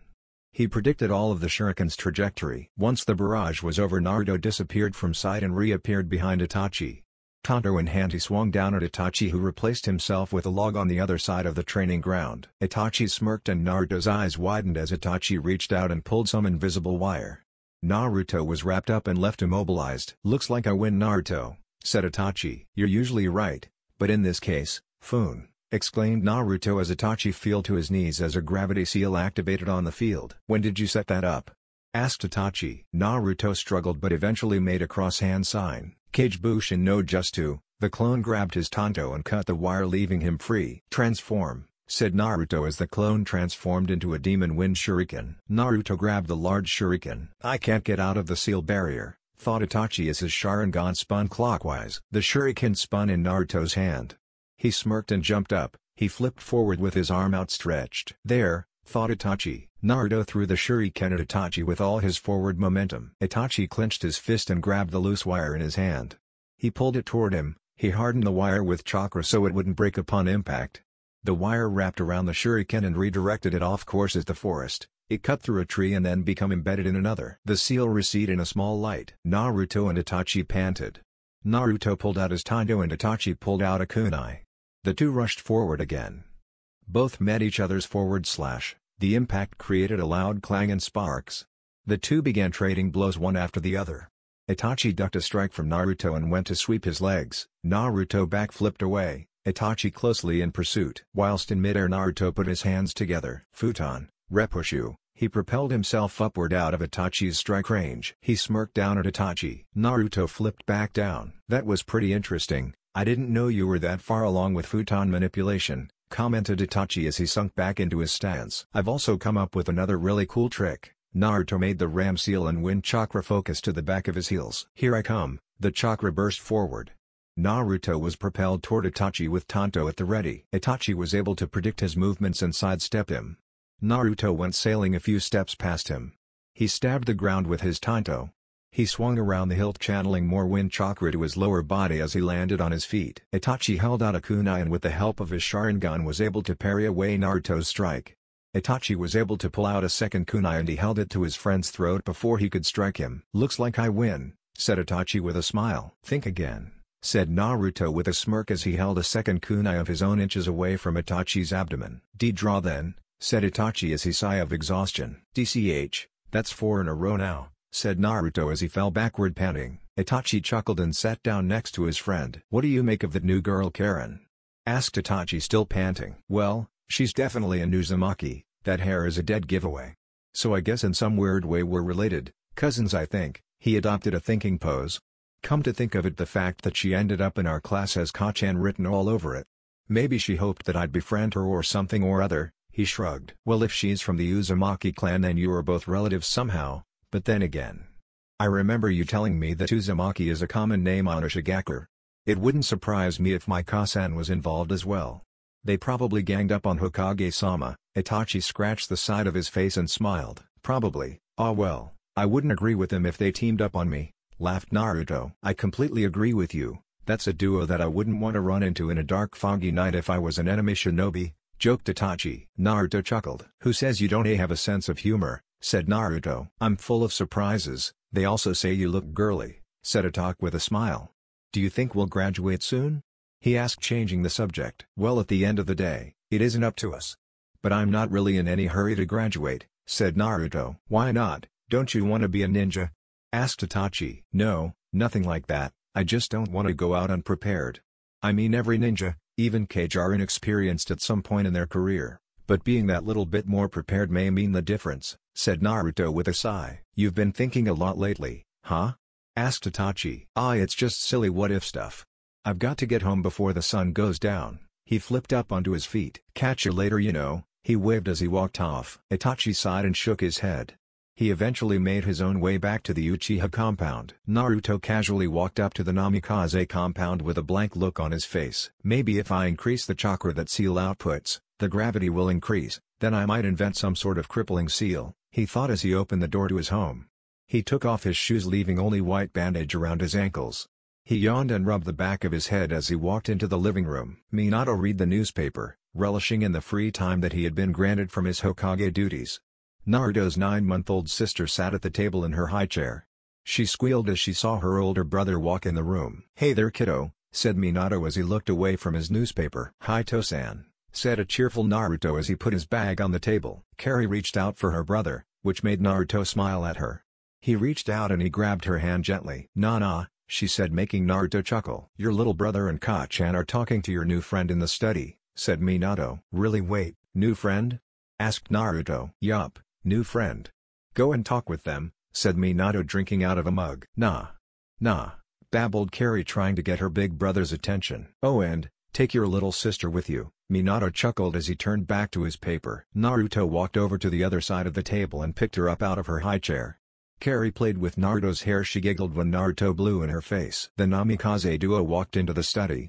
The conversation taking place in the study began to get louder as they walked down the hall. "Kusagakure was a nice village, but the people sucked," said an unfamiliar voice. "Well, I'm glad that another Uzumaki is still alive. You've been through a lot, Karen-chan," said Kushina. "That would suck," agreed Ren. Naruto knocked on the door and opened it with one hand. "Namikaze," yelled Karen. "Oh, new friend. I knew it was Ka-chan." Naruto smiled. "Hi, Karen," said Naruto with a friendly tone. Kushina walked up to her eldest and kissed him on the forehead. She took her youngest from him, eliciting a gurgle from the baby girl. "What are you doing here?" she asked. "I live here," he said, pointing to himself. "I suppose you two didn't really hit it off in the academy," giggled Kushina. "Well, there was a lot of screaming," commented Naruto. "That's because I was embarrassed," she yelled. "Why are you shouting again?" asked Naruto calmly. Now you two are going to have to find some way to get along," said Kushina. "Yeah, Anisan. Karen is staying here," chirped Ren. "That okay with you?"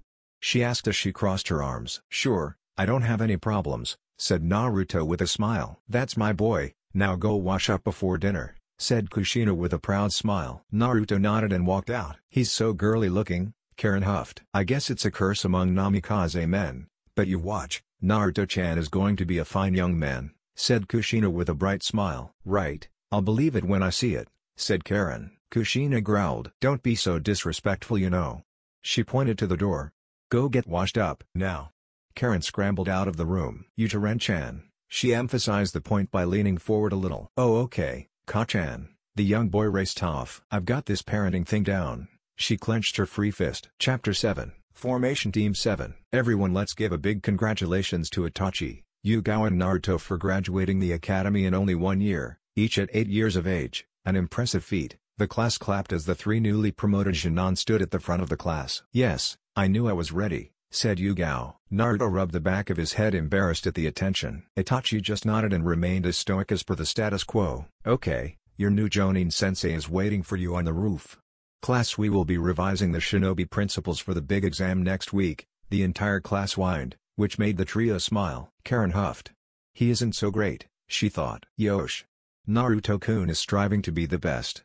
As sibling disciples, I will not let him surpass me," declared Lee. Itachi and Naruto shuzined away. Yugao crossed her arms. "I really have to learn the jutsu," she thought as she begrudgingly walked up to the roof. When she arrived, she found Itachi staring up at the clouds, and Naruto drew in a book that he kept his few jutsu designs in. She sat down next to Naruto, who was too engrossed in his book to notice her. She looked over to Itachi, who appeared to be daydreaming. "Itachi-kun, who do you think our sensei will be?" asked Yugao, trying to strum up a conversation. Itachi turned to her with a quizzical expression. I'm unsure, it could be anybody." "What do you think?" he asked back. "That's not going to work, but if I tweak it here and maybe a little here," he thought out loud. Well, I think that a team should be balanced. And each member should complement each other. Even though we graduated it together, I think we make the perfect team. I mean, I'm a sensory-type ninja, who can back you up from a distance. You're a mid to close-range fighter who can back up Naruto with ninjutsu, taijutsu, and genjutsu. Whilst Naruto is a close-range fighter and can back us both up if need be, she explained. So you're saying that our sensei should be someone who complements our skills?" asked Itachi. "Why, yeah," she said. "It might not be," voiced Naruto.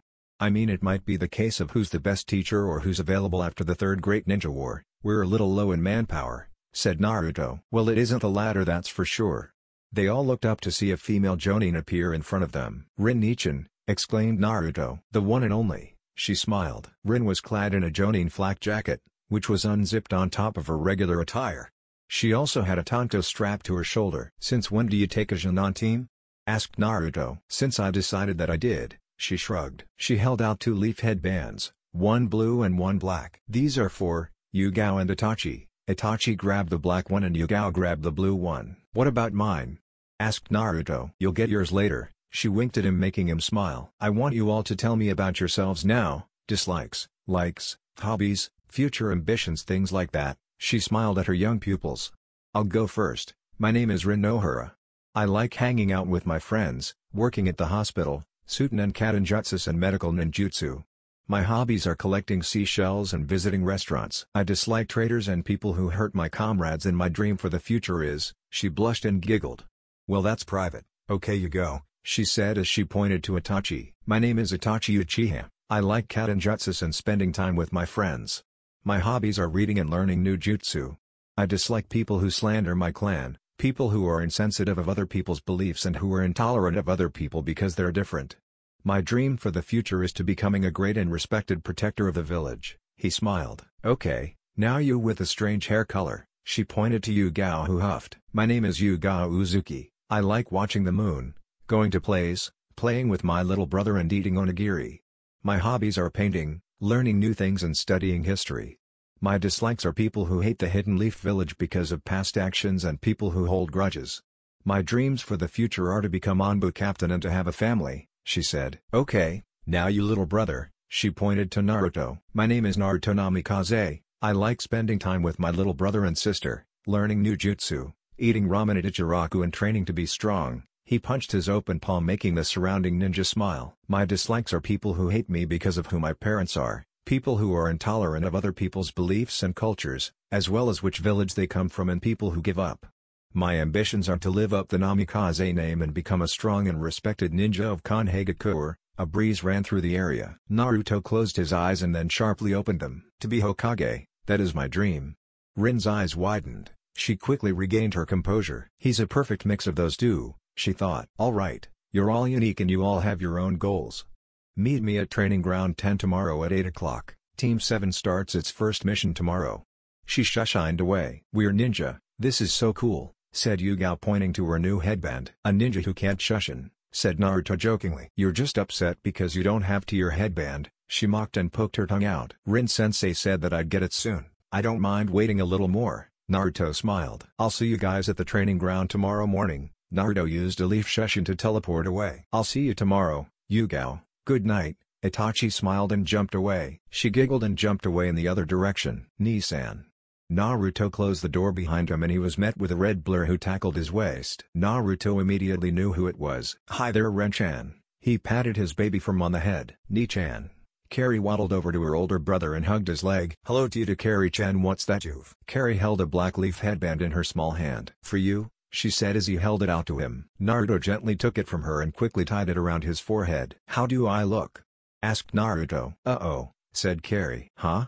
Asked Naruto. Naruto-chan, you look so handsome. Kushina ran over to her eldest child and hugged him, lifting him up in the process. Thanks Keika-chan, he wheezed. Don't hurt the poor boy, Kushina-chan. Minato walked over to them as Kushina put their son down. He put his hand on his head and rubbed. I knew you'd do us proud, son. He tousled his hair.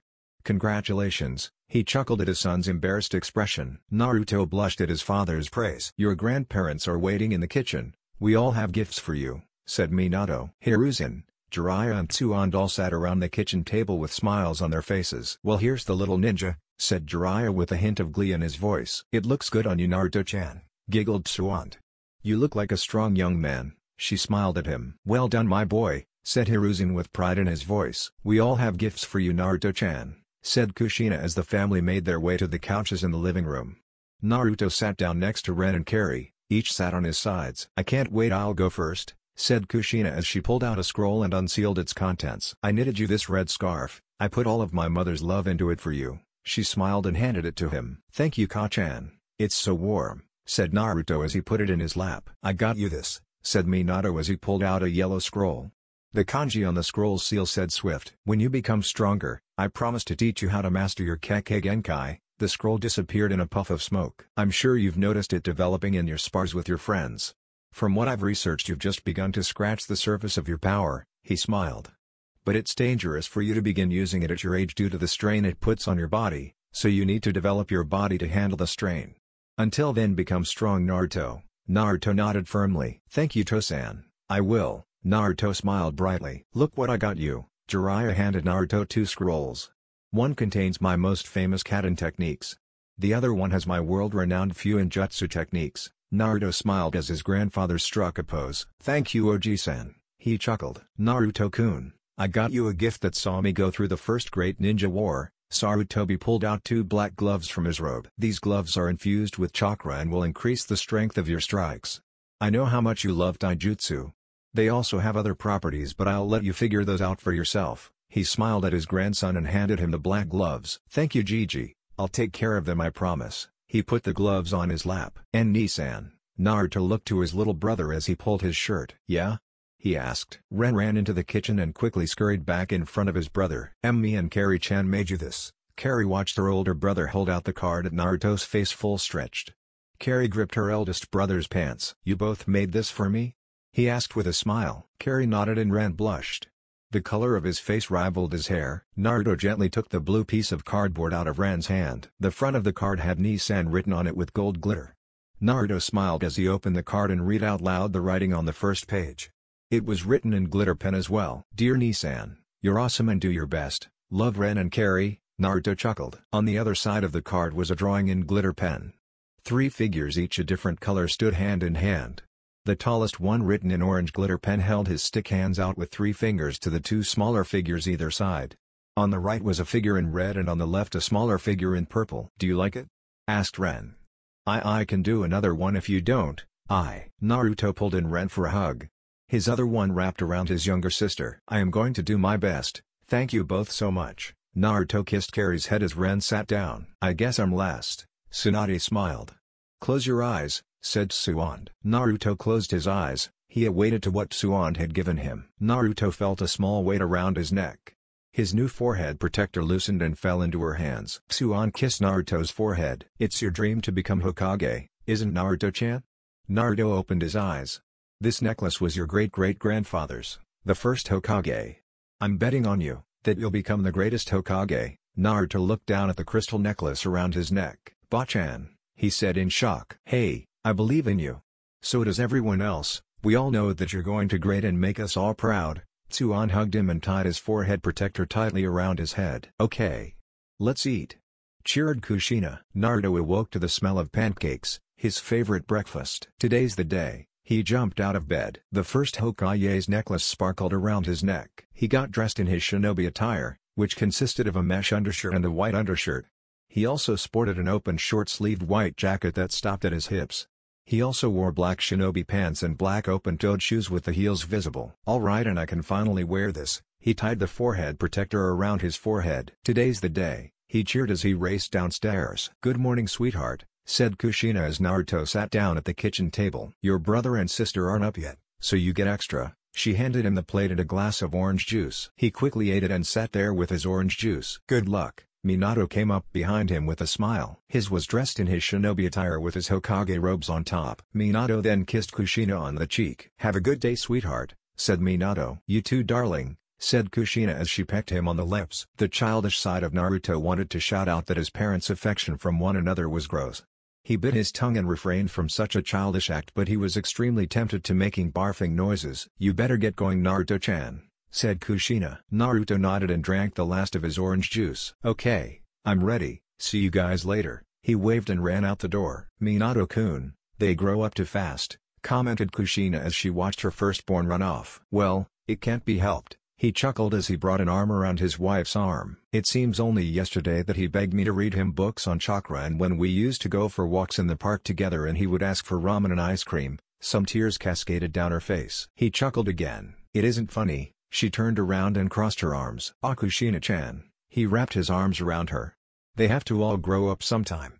They can't stay babies forever. He smiled and kissed her on the cheek. I guess, but I don't have to like it, you know. she said with a sigh. "That's all right, I'll be home for lunch." He walked out the door waving goodbye with a cheerful smile. "Bye." She gave him a wave goodbye. Naruto smiled as he walked with his hands behind his neck. In the forest the birds chirped happily. When he arrived at Training Ground 10, Yugao and Itachi were already present. Itachi was mediating under a tree and Yugao practiced her katas. Their new forehead protectors glistening in the sun. "Hi Naruto," said Yugao with a smile. "Morning Yugao." "Hi Itachi," he said to his friends cheerily. "Good morning," said Itachi politely. He opened his eyes to reveal his Sharingan. "Well, you're all here." Rin appeared in front of them with a smile. "Must you always do that, Rin-sensei?" asked Naruto. Short answer, "Yes, very much so," she chirped. "What's the mission, sensei?" asked Yugao. "Well, your mission are these." Rin held out two bells attached together with red string. "What exactly do we need to do with those bells?"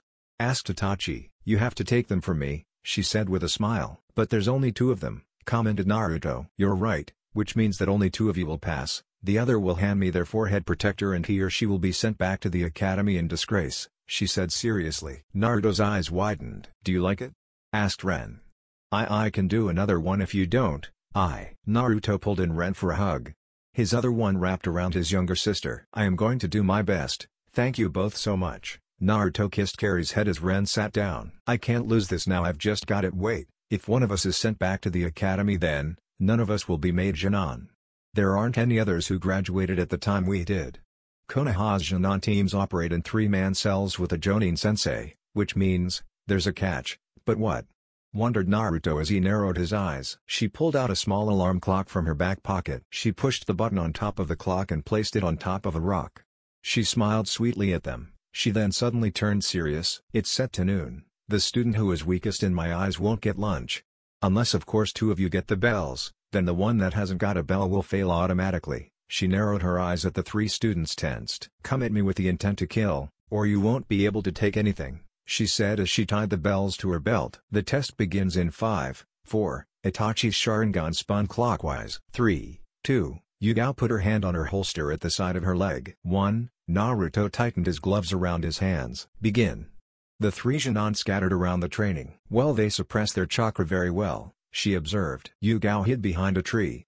Naruto and Itachi were stationed at opposite ends of the field in the forest canopy. Yugao and Naruto tensed simultaneously. They were both pulled into a mindscape. "Genjutsu," said Naruto as Yugao appeared next to him and then Itachi. "You casted a genjutsu on me when I said hello." He chuckled. "What for?" he asked. "The both of you realize that this test is more than it seems. We're Team 7 now. There's no way she'd declare us a team and then disband us," said Itachi. "Also, there's no way that newly graduated academy students would be able to defeat a seasoned Jonin," said Yugao. "Bells aside, what do you think she's really testing?" asked Naruto. "Well, I believe what Yugao said was true. There's no way that we could defeat her, so beating her is out of the equation. There's only two bells, so they're really inconsequential in the grand scheme of things," said Itachi with a curious look. "Then what's our objective?"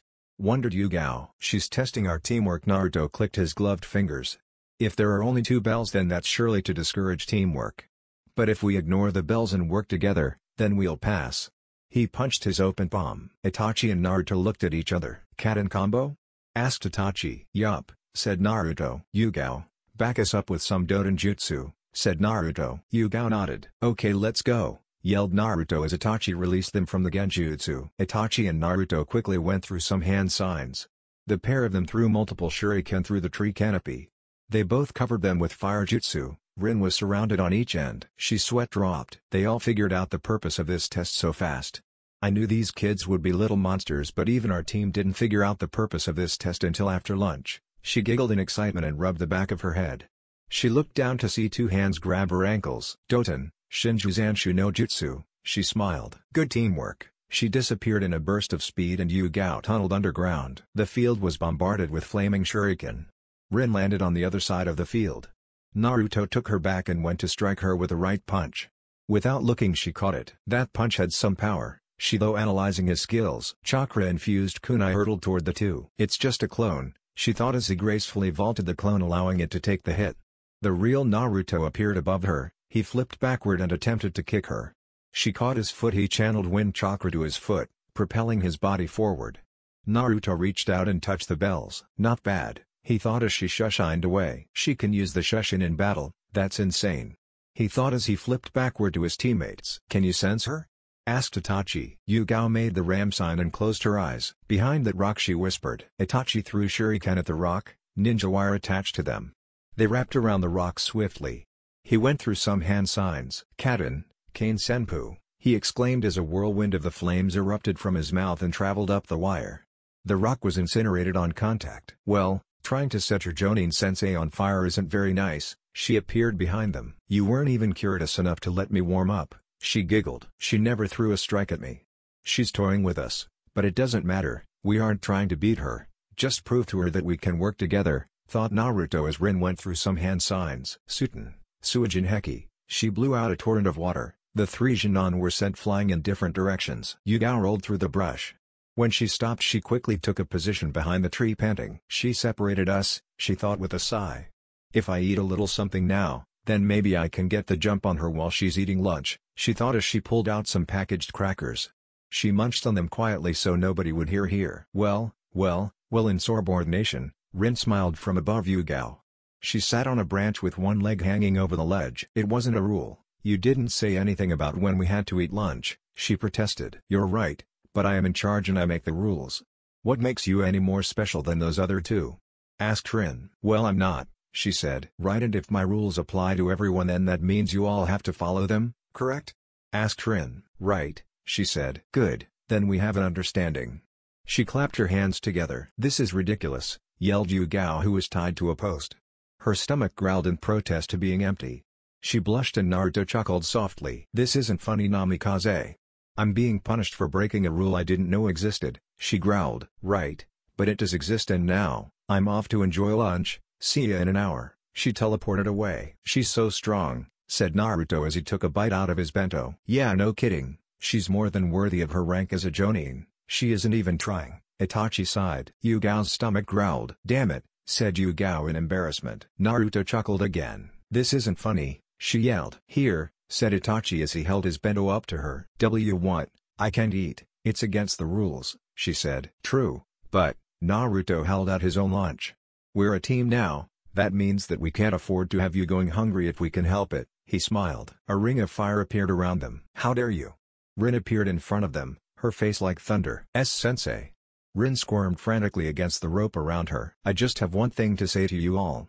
You all, pass. The ring of fire disappeared. The three Genin, shocked at the display of power, waited for her to explain. It's true that you broke the rules, and sure, those in the ninja who break the rules are scum. That much is true. But those who abandon their friends, are worse than scum, she explained. You all did great, you grasped the concept of the test very quickly. You cornered me extremely well, we'll make a wonderful team. Congratulations. What do you say, we all go out to dinner to celebrate? She offered. All right. Hailed Naruto, making his two teammates cheer and smile. Chapter 8. C rank. All right, Loud Purple, are you in position? This is Sexy Sensei, do you read? Over. A growl was heard of the intercom. Yes, this is Loud Purple, I'm in position, she replied. Good. Now Broody Red Eyes, do you read? Are you bringing up the rear? Asked Sexy Sensei. An uncomfortable cough could be heard over the radios. Why yes, I'm where I'm supposed to be, he coughed again. Now Girly Blonde, are you above the target? She asked. Yes, this is Girly Blonde, he said begrudgingly. I'm above the target, Sexy Sensei, he sighed. Good, she chirped. On my signal, move in and restrain the target, she ordered. The target stalked an empty walkway next to a picket fence. Now move in, she ordered. The three Genin moved in toward the target. Got you. Quit squirming, you. Rin jumped down to see her students. She giggled when she watched Naruto hold their target up in the air. Their target was that damn Aiyo's wife's cat. The cat in question was called Tora. He had plagued Genin teams in Konoha for a few years now. Team 7 was no different, as Naruto was now learning. The cat clawed at him violently. Put him in the cage and let's report in, she said. As Yugao held the cage and Naruto and Itachi struggled to put the cat in the container. This is ridiculous, Zhu, throw it in there and let's go, yelled Yugao. We can't just throw the cat in there, said Naruto as the cat struggled. Hold it up, I'll hypnotize it. Naruto held up the cat to Itachi. His Sharingan appeared and spun anti-clockwise. The cat looked into his eyes and it calmed down, jumped out of Naruto's arms and walked into the cage. Yugao closed the door with a smile. Now was that so hard? asked Rin. The 3 rookie Janan groaned and all fell backward. Team 7 reporting in from another D-rank mission, said Rin cheerily. So I take it the mission was a success, said Minato as he sat down next to the other mission managers of the Leaf. The 3 Janan grumbled incoherently. Naruto put the cat carrier on the desk with a tired look. Well, looky here, Tora-chan, nice of you to join us again, said Minato with a smile. The cat meowed happily as Minato let him out of the cage. The 3 Janan tensed. Hokage-sama, you have no idea how long it took us to catch that thing, said Itachi. Don't worry Itachi, Tora's a friendly cat, said Minato as he rubbed the cat's back. Tora purred affectionately. That thing actually likes someone? Asked Yugao. We've gotten to know each other over the years, he chuckled. If that's true, then he must escape regularly. Why does he run away? Asked Naruto. Well, Minato trailed off when he heard the cooing of a loud woman outside the door. Oh. Snookums. The door burst open revealing a plump woman. She wore a red dress, high-heeled shoes, a ring on every finger and gold necklaces around her neck. She also carried around an expensive handbag. Tora-chan. I'm so glad you're safe, with speeds that would make the Yellow Flash envious. The daimyo's wife whisked Tora up into her arms. The cat struggled frantically, trying to free himself from the vice grip. The daimyo's wife just smiled and handed Minato a roll of money. Naruto smirked at the cat's struggle. Serves you right, he thought. Pleasure doing business Minato-kun, said the wife as she walked out with her cat in tow. That's how it is, you use Tora as a cash cow, said Naruto. Yup, said his father as he counted the money. I've got to admit that's pretty clever, said Yugao. Well Team 7, said Minato as he put down the money. He held up a stack of D-rank missions. You can paint a fence, walk a few dogs, maybe weed a garden or two. He couldn't help but smile at the banal tasks. Actually Hokage-sama, spoke Rin making the Hokage look up. Yes Rin-chan, he asked. I believe that my team is ready for a C-rank mission. She spoke with confidence making the Janan smile. Oh, are you sure about that? Asked Chunin. 100%, they may be young but they are competent and reliable shinobi, she assured. Very well, Minato changed piles and rummaged through the latest C-rank missions.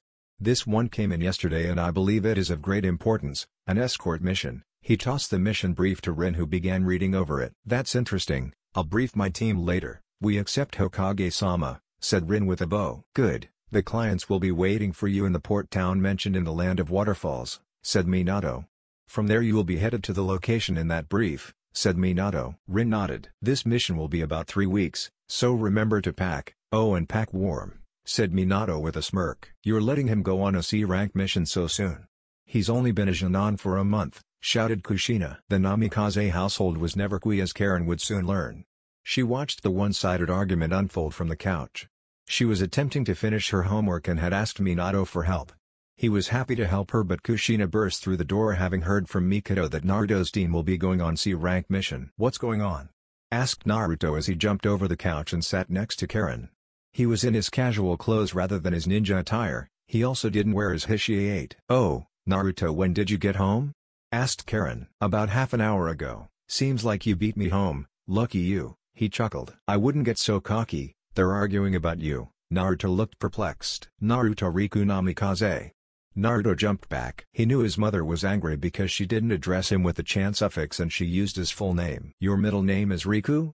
Asked Karen. Why yeah, said a scared Naruto as his mother marched over to him. Do you mean to tell me that only after a month of being a Janan you're going to be going on a dangerous C-rank mission? She asked as she grabbed his son's shirt and pulled him toward her. He nodded rapidly. She sighed and gently let go and brushed out the creases in his shirt. I know you're a genius Naruto-chan, but your progression is so fast. You're only 8 years old, almost 9 and you're already going out on missions. You could get hurt, or worse, she fretted. I won't, he said cheerily. And how could you know something like that? Asked Kushina. Because I have comrades who I trust with my life without question, she smiled. You're so much like your father, it's amazing, she giggled and moved away. Hi Nissan, said Ren as he walked into the room and sat on an opposing couch. Hi, said Naruto with a smile. What you doing? He asked. Nothing oh Karen. The answer is 322, said Naruto as he jumped over the couch avoiding a swipe from Karen. How arg, I hate how he's smarter than me. She shrieked. Nissan isn't that smart, I'm way smarter than him, said Ren. You're 3 and your bark is a lot bigger than your bite, she said as she turned the page. What's that mean? He asked. Point taken, she adjusted her glasses. No way. He protested. The next morning, 5 a.m., Team 7 stood with backpacks on ready. They were all clad in their shinobi attire, the only change was that Naruto's jacket now sported the Namikaze crest on the back. "Why do we have to get up so early?" asked Yugao with a yawn. "Because Hokage-sama ordered us to. Plus daylight is important, so let's head out," said Rin. "Where are we going?" asked Naruto. "To the land of snow," said Rin as they walked through Konoha's front gate. Izumo and Kotsu waved to them. They all waved back cheerily. "Is that the rationale behind asking us to pack for a cold climate?" asked Itachi. "Yeah, that's right," she chirped. "You said you've been to the land of snow before, what's it like?" asked Yugao. "Well, there's no spring there, so it's cold all year round. You're likely to meet all kinds of people from different lands as trade is big. As their cold weather prevents most vegetables from growing there," explained Rin. "Also, it's under monarchy, although I'm unsure who the ruler is at this present time," she said as they continued to walk down the forest track. Naruto adjusted the strap around his waist and chuckled. "What's funny?" asked Itachi. "Aren't you excited?" he asked with a broad smile. Itachi smiled. "I guess I am, although we must exercise caution," he said. "Would you lighten up once in a while, sheesh?" said Yugao with a smile. Now Yugao, Itachi's right. If we don't exercise caution, we might run into unnecessary trouble," said Rin with a smile. "But if you don't enjoy what you do, then what's the point?" said Naruto with a small chuckle. "This is very true, kiddo. But I'd think you'd enjoy being a ninja if you were alive," said Rin. "You're right, I would," agreed Naruto. 1 week later, Team 7 had made it to the border of Takigakure 2 days ago. The climate was slightly cooler than that of the Land of Fires. The sun rose over the small camp that Team 7 had made in the forest. The sun just barely showing itself over the mountains in the background. "Sensei, we could have gotten to the border a few days ago if we would have been running," said Yugao. "That's true," said Rin as she emerged from her sleeping bag and stretched out the kinks in her neck. "But you need to learn how to be patient. And besides, kiddo, we aren't scheduled to be in Azalong Town in about a half a day. We have plenty of time to kill," said Rin. "We could have made it to Azalong Town and slept in a hotel," yelled Yugao. "Well, consider this a lesson, kiddo. On covert missions you won't see any sign of civilization normally unless it's an infiltration or an assassination mission. The more you sleep outside, the more you're going to get used to it. Besides, I don't hear Naruto or Itachi complaining," said Rin with a shrug as she pointed to the sleeping forms behind Yugao. Both boys were wrapped up warmly in their sleeping bags. Both blissfully unaware of their teammates' stress and sore back. Yugao growled and ran through some hand signs. "Suten, Uosuba," she spat small amounts of water at both the boys' face. Both boys immediately thought that they were drowning and began sputtering and choking. Rin laughed as both boys breathed heavily. "What's the matter with you? No sleep?" coughed Naruto. "That was uncalled for," said Itachi as he sighed and rubbed his eyes. "I thought it was funny," giggled Rin. "Now you're up, come on, get dressed. Meet our client in a few hours," said Rin as she tied her hair up. Naruto stretched out and yawned. "Great night's sleep," he said. "I'd have to agree." Itachi cracked his neck. "You don't look so good there, Yugao," said Naruto with concern in his voice. "Did you get sick?" he asked. "I'm perfectly fine, I'm lucky Moron isn't contagious," she growled as she stormed off into the forest. "What's her problem?" asked Naruto. "Well, Naruto-kun," started Rin. "You'll never understand, so don't bother," giggled Rin as she put on her flak jacket. "I'm unsure of what I exactly have to understand." He rubbed the back of his head sheepishly. A paper bomb explosion went off in the direction Yugao walked in. "Boys," she yelled as she took off in the direction of the explosion. Both Shinon followed their sensei to a clearing in the forest. Yugao backflipped to avoid a flurry of kunai. 3 bandits ambushed Yugao when she had arrived in the clearing to wash her face. The trio was dressed in tattered clothing and shinobi boots. The 3 bandits had a slash running across the waterfall symbol. The trio charged forward at Yugao, who stood defensively with the kunai in hand. "Give us your money, little girl," yelled the leader of the small group. Rin shined in front of Yugao. She delivered a swift kick to the middle bandit. One bandit flipped away whilst the other changed his target and attempted to strike Rin from behind. She smiled when she felt the wind pick up. A loud clang erupted from metal hitting metal. Naruto's Tando blocked the kunai strike with the flat side. Itachi appeared behind the other bandit and kicked his knee, making him fall to the ground in pain. He then knocked him out with a punch to the cranium. Naruto ducked a second strike from the bandit and punched him in the stomach, winding him. A light purple blur rushed past Naruto and delivered another kick to the bandit's genitalia. The bandit winced and screamed loudly. Naruto winced. Although the action diffused a potentially life-threatening situation, Naruto couldn't help but feel sorry for the bandit. He winced as he clutched himself. "That's not right," said Naruto as he shook his head. The bandit suddenly disappeared in a burst of smoke. "I let my guard down," Naruto's eyes widened as he felt a presence behind him. He jumped out of the way to avoid a kunai slash.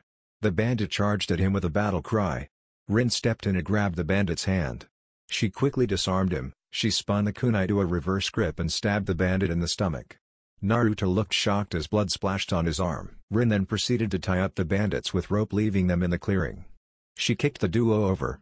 She was rewarded with groans of displeasure and discomfort. Please, we're just lowly bandits. Don't kill us too. They pleaded. Nobody else needs to die, she said.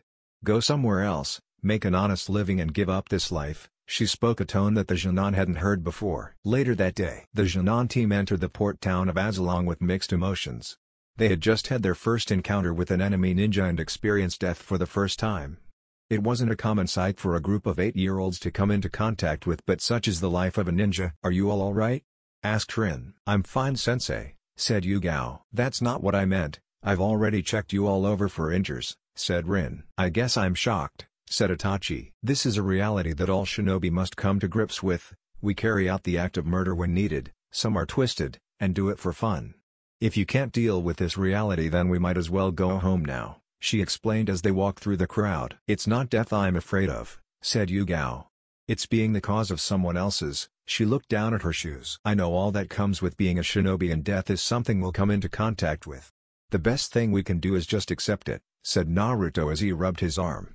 The spot in which the blood had landed on. It gets easier, trust me. She turned around, surprising all of them. Okay, we have to meet our client in an hour or so, said Rin.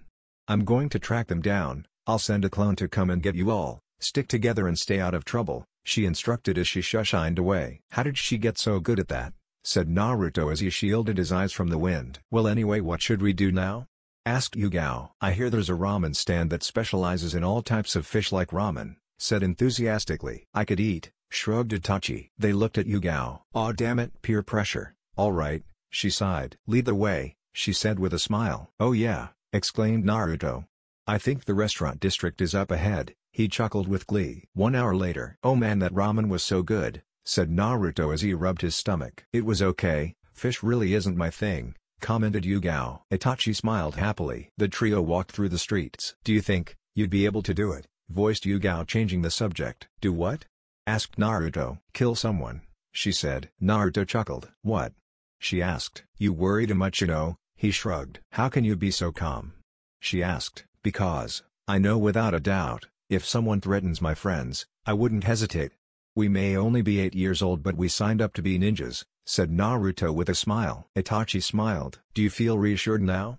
Asked Itachi with a smile. I guess so, said Yugao. Cheer up, don't look so down, you gotta look positive. The squad of Genin jumped out of the way as a young woman riding a horse at top speeds barreled past them.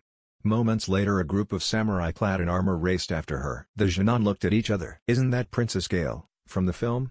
Asked Yugao. Yeah, it is. The pair of them looked at the spot where their friend used to be. He can't help himself, yelled Yugao. Itachi just chuckled and the two followed after them. The princess raced through the streets with the group of samurai on horseback. One samurai changed direction down an alleyway. Naruto raced after her from above as he gracefully flipped over the numerous advertisements. The princess took a turn and was met with a samurai. The warrior attempted to throw a net at her. Kunai flew from above, slashing the net. The last kunai had a smoke bomb attached to it.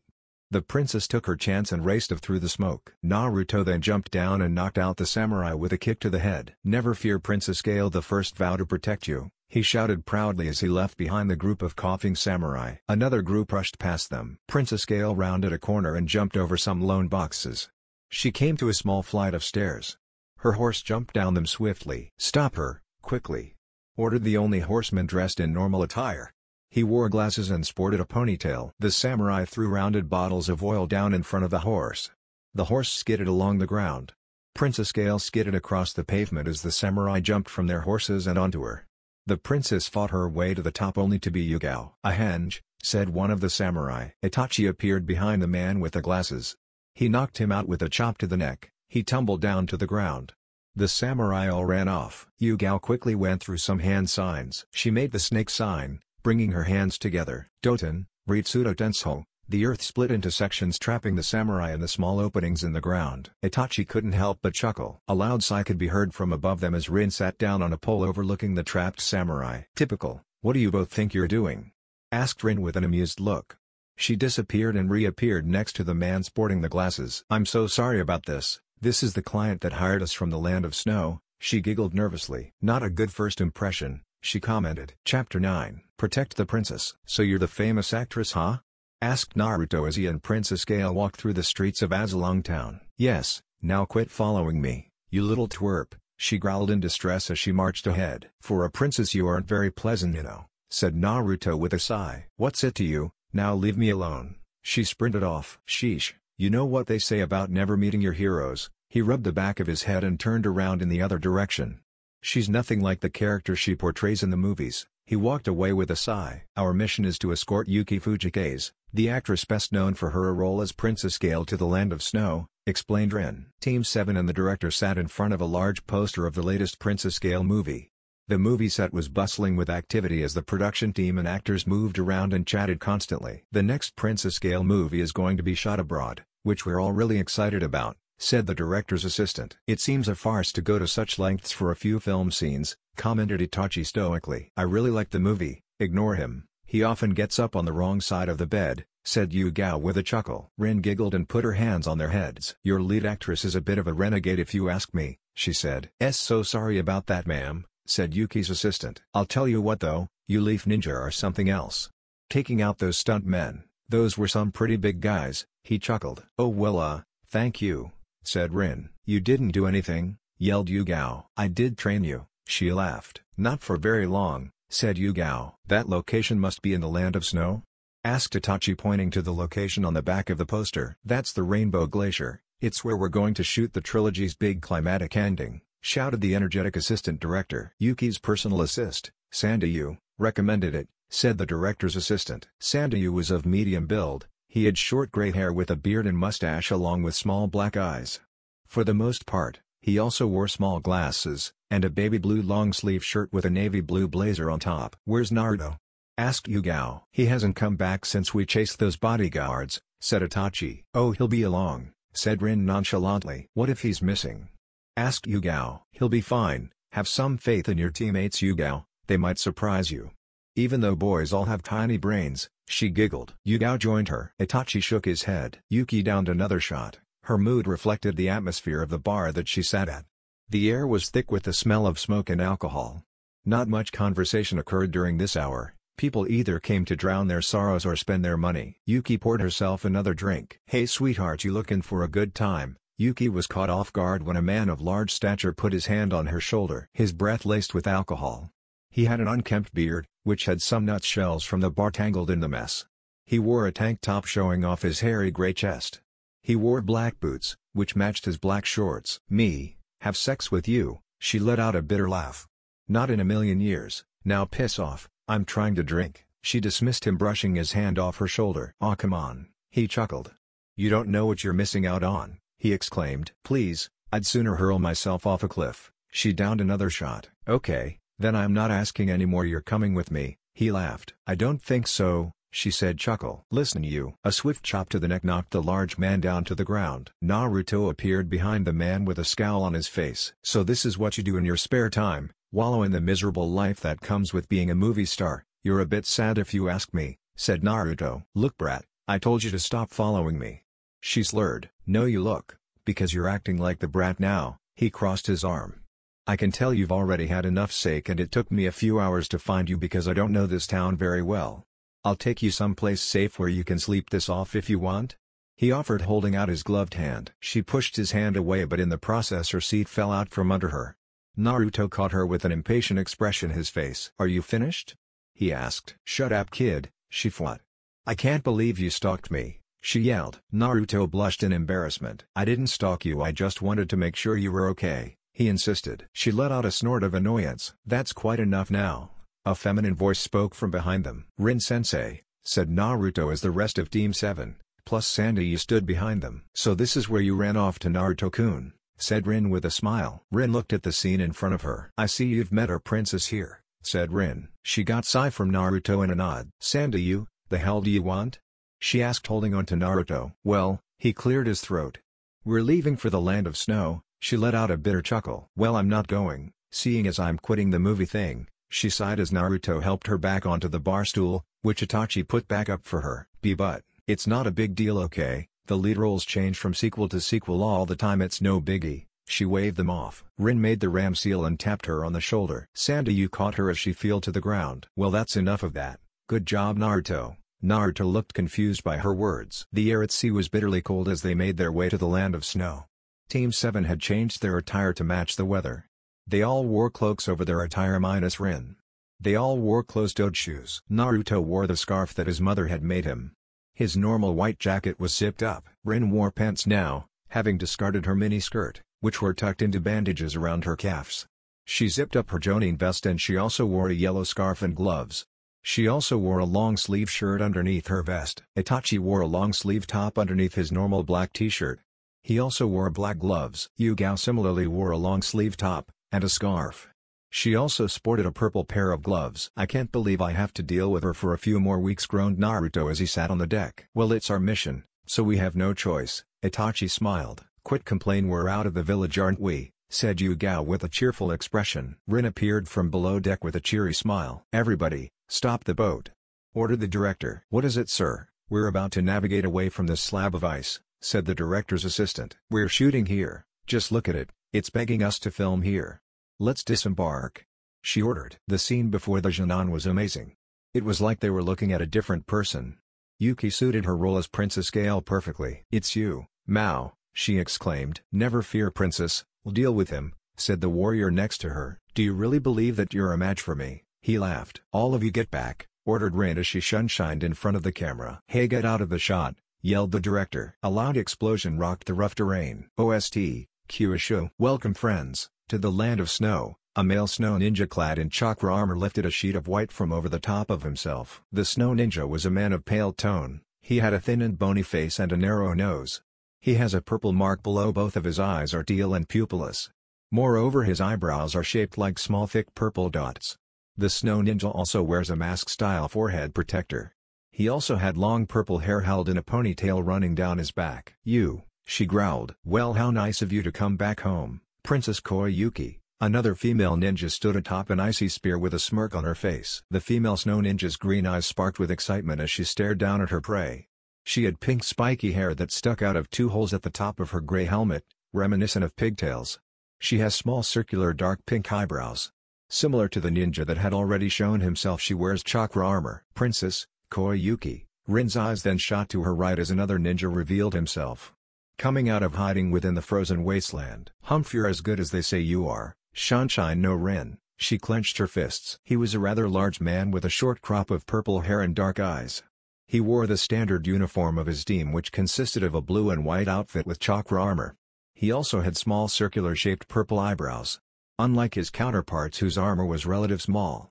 He sported a gauntlet on his left arm. I had a feeling that I'd run into you when we came here. She turned to her Jinan. Naruto, Itachi, Yugao, protect Yukiya, she ordered. She got affirmative nods from all her Jinan. Fubuki, Misori, handle the princess. Nader jumped off the platform followed by his subordinates. Rin sunshined on an ice pillar, which was adjacent to Nader's. It's been quite a long time, old friend. I do hope you've not missed me too much.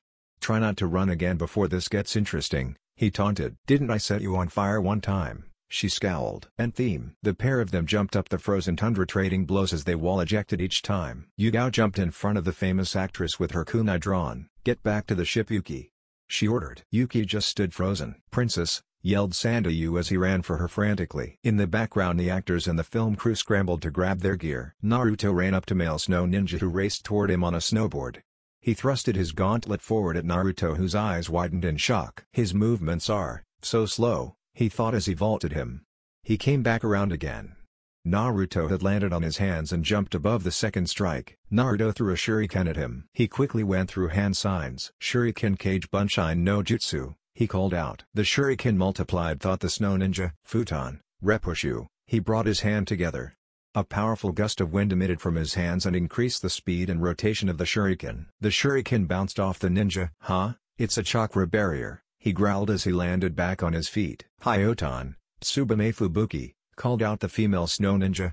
Itachi backflipped away from the blizzard. Katen, Hosenka no Jutsu, Itachi quickly went through some hand signs and blew out multiple balls of fire that cancelled out another wave of ice. This kid is good, she thought. She slammed her palm into the ground. Hyouro no Jutsu, she called. Pillars of ice formed up out of the ground after Itachi. Itachi quickly went through some hand signs and blew out a ball of fire that destroyed the pillars. The snow ninja slammed her hand into the ground again. The ice acted as a shield for her as the flames passed to either side. "Keep the cameras rolling even if it kills you," ordered the director as the crew scrambled onto the ship. "Show them the resolve of filmmakers," he yelled. "You need to go now, Yuki," ordered Yugao. "Aye aye. Come on princess, we need to go," shouted Sandayu. "I don't care if I die, I won't go back to the land of snow," she screamed. "You're mine girl," shouted the ninja with the gauntlet. He raced toward her on his snowboard. Naruto appeared next to him and struck him in the face. "It can't be helped, Yugao. Pick her up and get her out of here," he yelled. Yugao nodded and picked up a struggling Yuki. She ran for the ship followed by Sandayu. "Get out my way, brat." He jumped up and slammed his gauntlet down at Naruto. Naruto jumped out of the way. "Hyoton, Shogeki ha!" He slammed his arm in the ground that created a shockwave that raced toward Naruto. Naruto slipped on the ice. "Naruto!" yelled Rin as she flipped away from that air. "Kaden, Goryuken no Jutsu!" She called out as Fire Dragon appeared above her and raced past Naruto. The attack cancelled out the shockwave in his face. The attack also knocked back the other snow ninja. "Are you alright?" she asked. "Why yeah, I'm fine. But sensei, their armor." "I know, it's chakra armor. It used to be pretty pathetic," she said. "So you do remember me, Rin? After you defeated me last time I've undergone some modifications." He laughed as he went through some hand signs. "Hyoton, Harimoko," he called as a giant appeared out of the mountain. Rin grabbed Naruto and shun-signed away. "Where are you going, Rin? We aren't finished yet," he yelled. The female snow ninja held her arm hand to the ground as two trails of ice pillars sandwiched him between the two. Itachi disappeared from sight. "Genjutsu," she said as she was engulfed in a stream of fire. She jumped away. The armor on her back activated. Two wings appeared on her back as she glided away. "Katen, Hosenka no Jutsu." Itachi shot fireballs at her and she dodged effortlessly. A small frown appeared on his face. "She's pretty good using that armor," he thought. Rin landed a few paces away next to Itachi. "You two get everyone out of here," she ordered as the two Genin ran off toward the last of the crew. "You aren't going anywhere, we haven't finished yet." He went through some hand signs. "Hyoton, Ikaku Hakuge," he called as a giant white whale appeared below them. It ripped apart the ice as it dived back down. "Not bad, but not good enough," she called as she quickly went through some hand signs. She held her right arm above her. "Diankai Ente level 1, she said as a moderately sized ball of fire appeared above her. "Fire, you're in a field of ice, you aren't going to beat me cancelling out my jutsu," yelled Nader as he went through some hand signs. Another white whale appeared in the place of the old one. "Beat you? I don't need to beat you," she smirked. "Shatter," she yelled as the ball of fire burst apart creating a shockwave that destroyed the white whale. It burst into a shroud of steam. "She played me," he chuckled. All the Genin and Rin appeared on the ship. Rin turned to Sandayu. "You have some serious explaining to do." She crossed her arms. "Ah yes, well.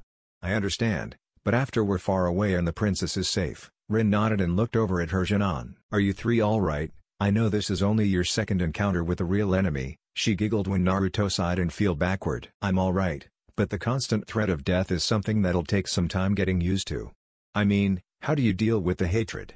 asked Naruto. The other two Genin were curious about her answer. "Well Naruto, you've asked two questions." She looked at the slowly Team 7, he stated with a small smile. "I like the way you think, Tachi." She slapped him on the shoulder. "You're right, the minor details aren't any of our concern, we just look after each other," he said cheerfully. "Team 7, chuckled Yugao as she held out her pinky. "What does that mean?" asked Itachi. "It means that we'll make a promise to protect each other as members of Team 7, she said as she grinned. "Alright," said Naruto as he intertwined his finger with Yugao's. They both looked at Itachi who blushed in embarrassment. "Come on Itachi, Team 7, said Naruto. Yugao smiled at him. "Team 7, yelled Yugao with a beaming smile. "Yeah." He joined in as his finger intertwined with both of theirs. Rin smiled from the stairwell down to the bow of the ship. "They're all growing up," she walked back down to. Chapter 10. Heroes do exist. Koyuki ha, it's been a few years since I've heard that name, said Rin as she put down a strange key on a wooden desk below the ship. Koyuki slept soundly on the bed next to her. For someone so young, to have such a cold heart, Rin eyed her with an emotionless gaze. "What a pity," she finished and she began to walk out of the room. "Wait," Koyuki yelled. "What?" asked Rin as she turned to meet the stoic face of Koyuki. "Why? Why what?" She raised an eyebrow. "Why are you taking me to the land of snow? I can pay you double to take me back to the land of fire," She offered a small hint of hope in her voice. "Well, it seems like you aren't a complete lost cause." She chuckled and walked out. Sandayu greeted her in the hallway. "The ship pulled into dock a moment ago," he explained. "Good." She briskly walked past him. "Please don't be too harsh on Koyuki-sama. She's had a rough life," he insisted. "Well, she has, but that's not an excuse to shy away from what she's eventually going to face," she sighed. "That's almost reminiscent of the definition of coward, wouldn't you agree, samurai?" she asked. Sandayu's looked shocked. "How did you?" Rin had already walked away. A small group sat in the ship's chart room. Team 7, Sandayu and some of the production team sat in around a table. "So the princess doesn't want to go back home," stated Rin with a sigh. "Come on sensei, you can stop calling her princess, she's only an actress," said Yugao. "Actually Yugao, she really is a princess, Yuki Fujikaze is only an alias." She narrowed her eyes. "Her real name is Koyuki Kazana, heir to the Land of Snow's throne." She crossed her arms. "And the plot thickens," said Itachi with a small smile. "This doesn't change a thing, we've come this far, we can complete the mission," said Naruto. "Actually it does," she said. "At first this mission was a C-rank mission, when low-level ninja became involved it became a B rank. Now that the daimyo's daughter is involved, this mission has now become A rank." She chuckled. "What are the odds, huh?" She sighed with a smile. "Normally I'd call for backup, but by the time they arrive, the battle for the Land of Snow would be over. I guess we're it." She chirped the last bit. "That's all we need, Team 7 the cream of the crop. Saves an entire country together," yelled Yugao dramatically. "Well, now we've got a movie," exclaimed the director excitedly. "You fools," came a voice from the doorway. "You can't defeat Dodo, you're just kids and an old lady." Rin's eyebrow twitched. "I'll have you know that I'm 20, she growled. "A lot younger than you," she mumbled the last part. "Whatever, just give up, there's no room in this world for fools who believe in happy endings." She cocked her head. "The strong survive and the weak suffer, that's the way the world works." She chuckled bitterly. "You're pathetic," said Naruto. "Excuse me," she narrowed her eyes at the young Jinan. "You're pathetic, you heard me, people like you are pathetic," he said simply. "Pathetic? Why you little..." She briskly walked over to him and grabbed him by his white jacket. "Now who's pathetic, you little bastard?" Naruto remained impassive. "You can run, pretty well, can't you? Aren't you tired of running?"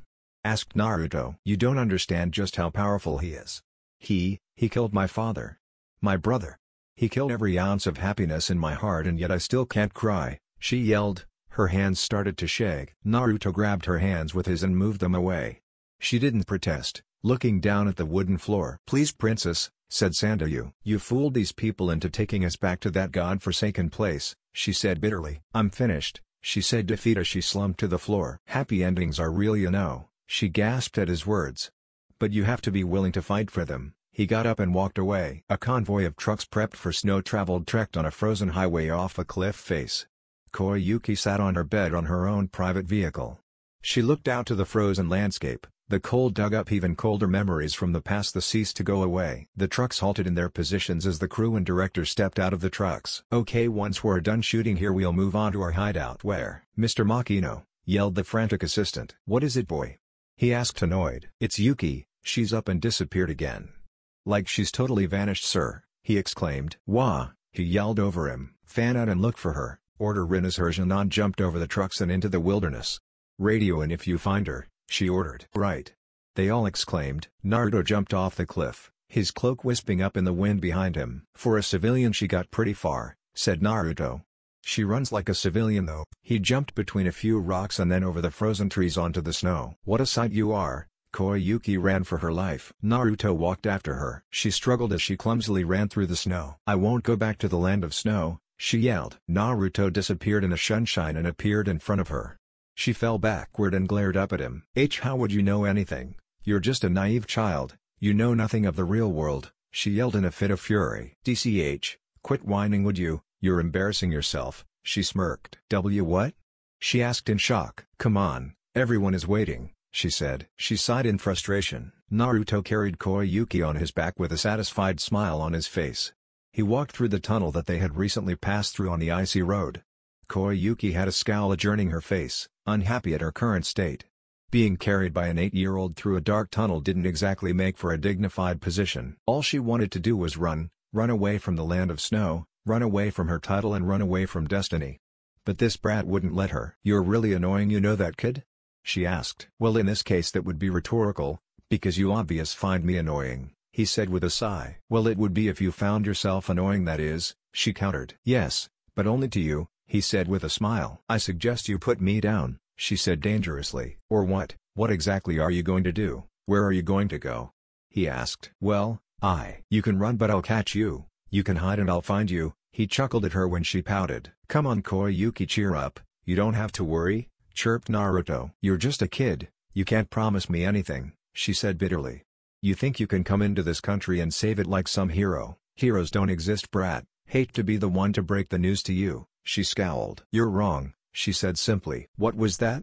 She asked. I said you're wrong, there are heroes in this world, I'll prove it to you. I may be a kid, but I pick things up quicker than most. I haven't even seen much of this world, but even I can see that heroes exist, he chuckled happily. Where did you get that line out of? Your bookshelf full on fairy tales, she mocked. Her tone was laced with sarcasm and bitterness. Actually, my grandfather taught me that, he chuckled. Your grandfather? She asked. Yeah, his name is Jiraiya Namikaze, he's a hero from the Second Great Ninja War. He fought in all kinds of battles and he's taught a lot of things about being a ninja. She cracked a small smile. A real smile, not the fake ones that she used regularly for the camera. What are you reading, Squirt? Asked Jiraiya. A startled Naruto jumped up from his spot on the grassy field. He had been reading a very familiar book for the entire morning, a book close to his father's heart. He had snuck away from the academy so he could read all day. He had papers with seals all around him, all different designs and each of them at different levels. And nothing. I was just you see Oji-san. You skipped school, huh? Oh, just what would your mother think? He chuckled evilly. And no, please don't tell Ka-chan. It took me forever to convince Itachi to copy my mother's handwriting so I could do this, he said frantically. That's actually quite clever, Naruto. So you've come out here to train. I presume that you also came out to work on your seals. He picked up a piece of paper with a seal on it. What are these? Storage seals. What good will those do you? He asked. Well, I was thinking that well, it's hard if you run out of kunai and shuriken in battle. So if I kept some storage seals on my wrists, then I'd be able to store more, she explained with a bashful expression. Oh, I see, so you modified the speed in which the seal activates by storing a small amount of chakra in them. Kid, that's genius. He patted him on the back. You think so? Naruto blushed and rubbed the back of his head. Ho ho ho ho, so you were also reading my book, Tales of a Gutsy Ninja. It's not that great. I'd show you some of my other work, but you're a bit too young, he chuckled. The wording is a bit childish and the characters aren't that developed well, but no way. It's the best thing I've ever read, he yelled with a smile. Really? Well, kid, thank you. Not many people actually liked it. He laughed a little embarrassed at the notion. Oh come on, the main character's name is Naruto and he has the coolest sayings and has the coolest jutsu, he chuckled. How he never gives up and always keeps going. That's my Nindo to you know, said Naruto with passion. Jiraiya laughed. It is, isn't it? He put his hands on his chin. Well, Naruto, I'll let you on a little secret. Your father named you after the character in that book, said Jiraiya. He did? Asked Naruto. Yup, and the book is autobiographical, all those things really happened, he laughed with a thumbs up. Wow, really? Wondered Naruto. So you're sort of a hero? Asked Naruto with stars in his eyes. Yeah, they all happened. Well, I'm not really a hero, I've just been a lot of places, he chuckled. Oh, Naruto then suddenly smiled. I still think you're a hero, even if Ka-chan still says that you're just an old perv, said Naruto with a beaming smile. Well, thanks kid. Listen, how about we go for some ramen? He offered. Awesome, let's go, said Naruto as he began to seal the papers back into the storage seals on the ground. He sounds like a riot, said Koyuki. You know, your sarcasm is getting a little dull, he said with a frown. The fact that you're lecturing me at your age is dull, she shouted. I guess that would be annoying, he chuckled. Koyuki sighed. A loud whistle ran through the cavern. It reached Naruto's and Koyuki's ears and startled the pair of them. What was that? Asked Naruto. A train? Asked Koyuki. A train? I thought that Sandy you said that there was no train anymore, said Naruto as the lights of the train suddenly appeared. Shortly after, the train roared around the corner aggressively. Oh crap, exclaimed Naruto as he shot off in the other direction toward the tunnel exit. With the train hot on his heels, Naruto sprinted away from the train. Koyuki's hair whipped up behind them. We're done for, she shouted. No we aren't, yelled back Naruto. Are you insane? You can't do this, this is impossible, you're just a kid, she yelled. This isn't over, said Naruto. Huh? She asked. Me and Kari-chan made you this. Kari watched her older brother hold out the card at Naruto's face full stretched. Kari gripped her eldest brother's pants. You both made this for me? he asked with a smile. Carrie nodded and Ren blushed. The color of his face rivaled his hair. Naruto gently took the blue piece of cardboard out of Ren's hand. The front of the card had Nissan written on it with gold glitter.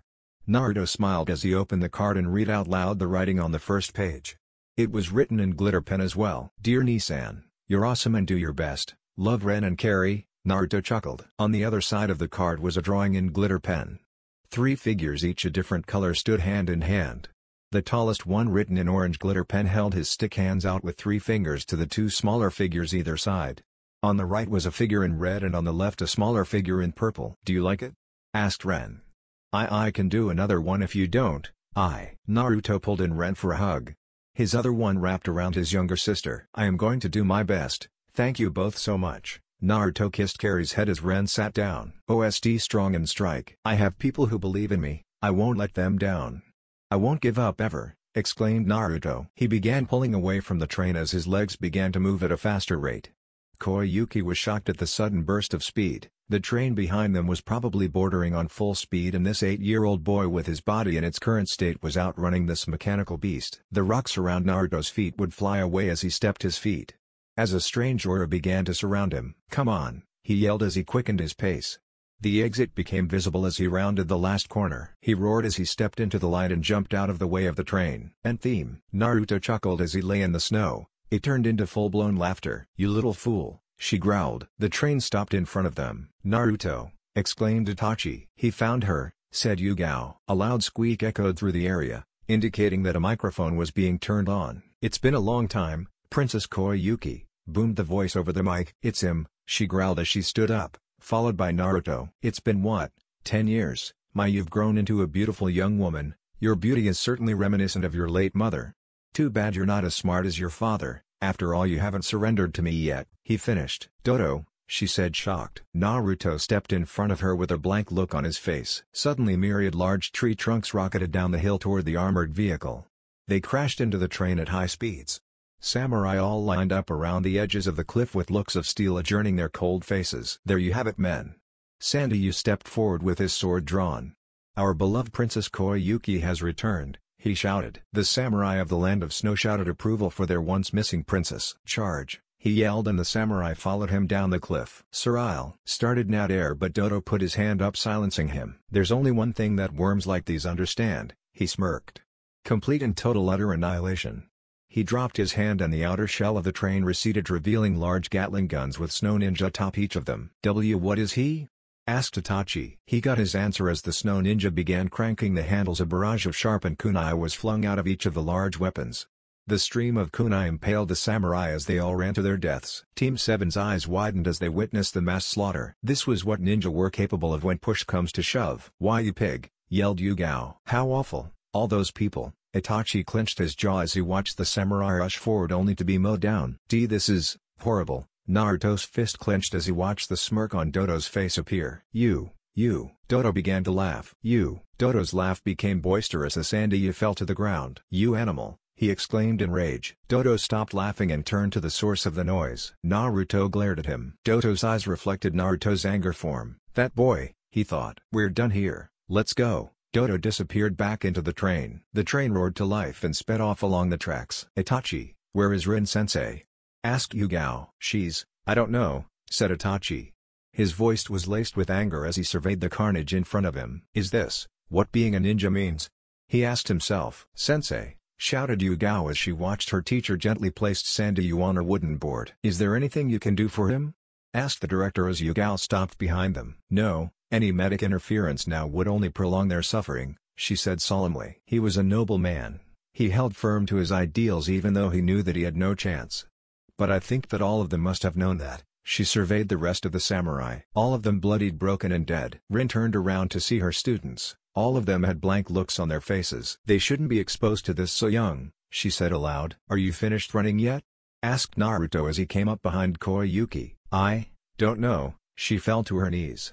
Just go away, she yelled. Just go away. Leave, this doesn't concern you. I don't care about the Land of Snow. I don't care about my family, all I care about is living, she yelled as tears flowed freely from her face. Naruto walked up behind her. Just go away. She threw snow at him. Just leave, go away, I don't want you here. Can't you understand?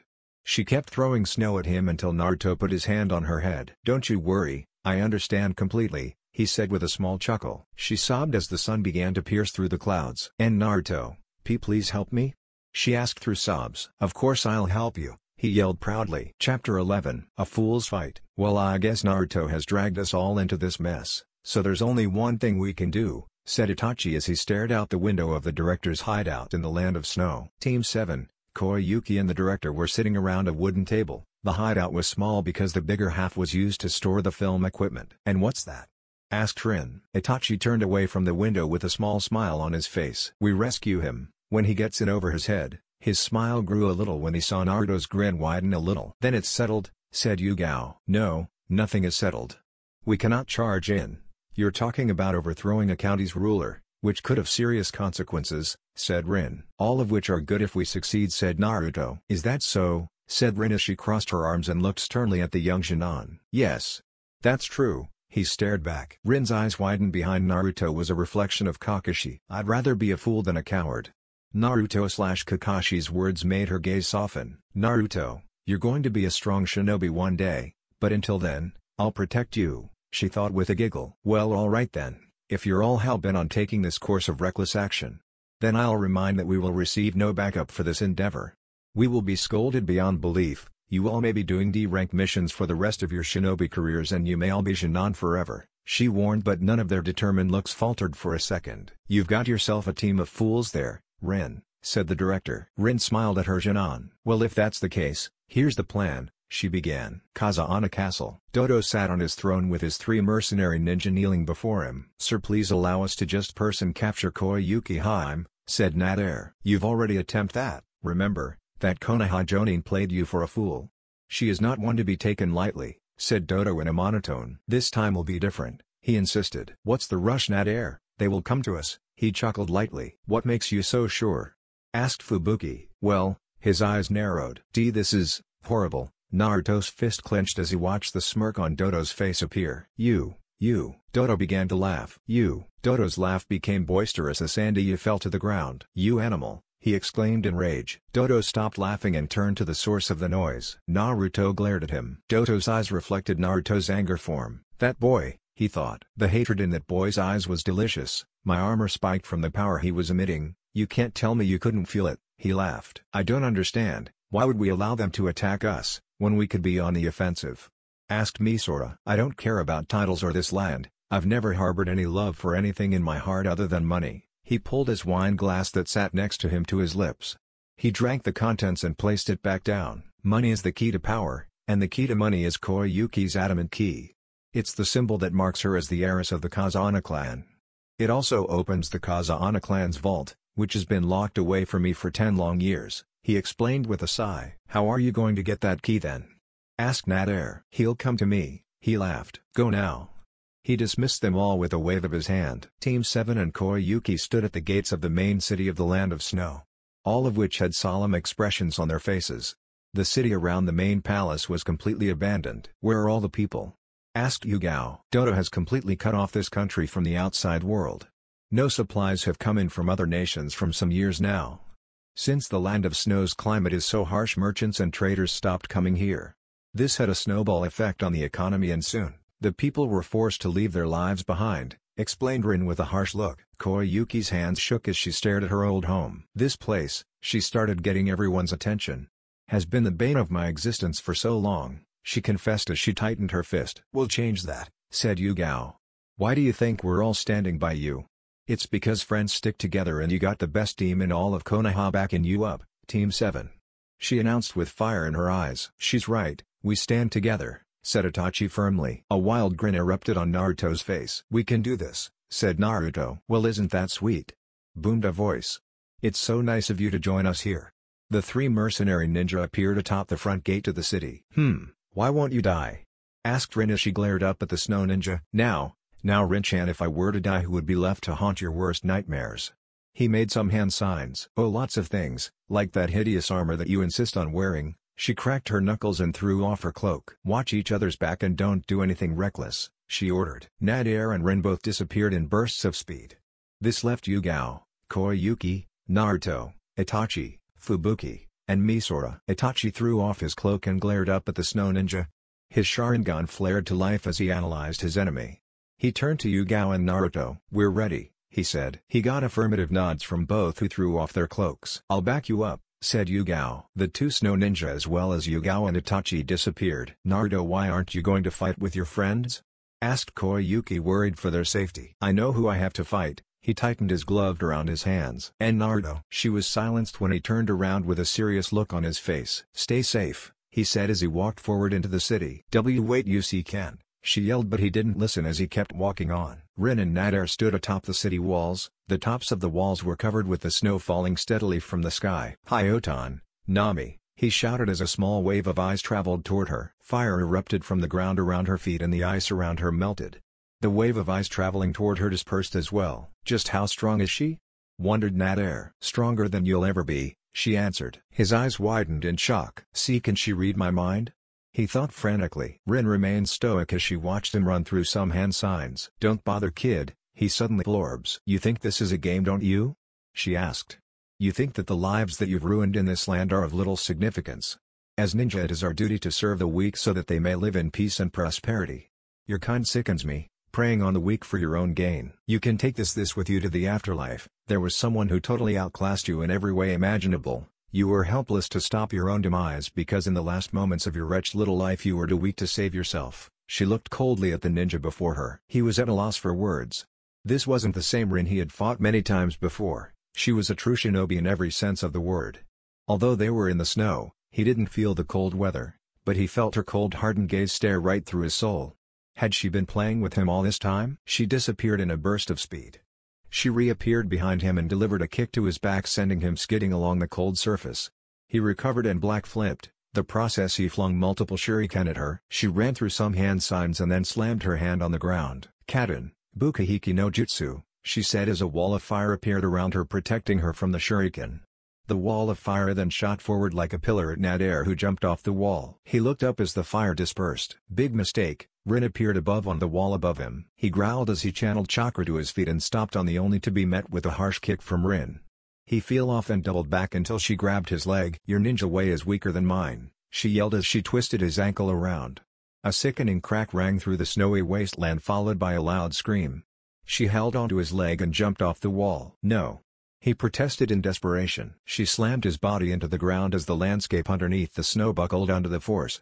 Rin appeared in a sunshine away from the crater. "This battle was over before it began," she said as she took one last look at the corpse in the crater. She turned again without a second thought. Yugao glared at the large shinobi in front of her. Itachi and the other female snow ninja were fighting in the background. She watched him backflip and launch a Kaden jutsu at her. She flew up on top of a building and he followed after her. "Little girl, you better keep your eyes on me." He fired a cable from his gauntlet at Yugao. She narrowly dodged it. It was an unexpected feature of that heavy armor. He held the armor forward, aiming at her again.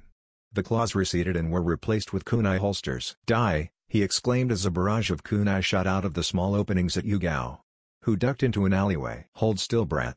The gauntlet-wielding shinobi appeared at the entrance to the alley. He fired more kunai at her. She used what she learned from the tree-climbing exercise and run up the alley wall onto the roof. She ran and jumped onto the next roof. The snow ninja jumped onto the roof with a scowl on his face. He held his gauntlet out toward her again.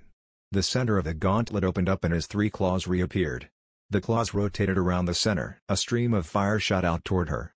She quickly went through some hand signs as fast as she could. "Suten, Mijarappa," she said as she held out the ram sign with one hand. She blew a stream of water that canceled out the fire. "This brat is good," he hurtled toward her at rapid speed. She was caught off guard and hit in the face with a moderate-sized piece of roof.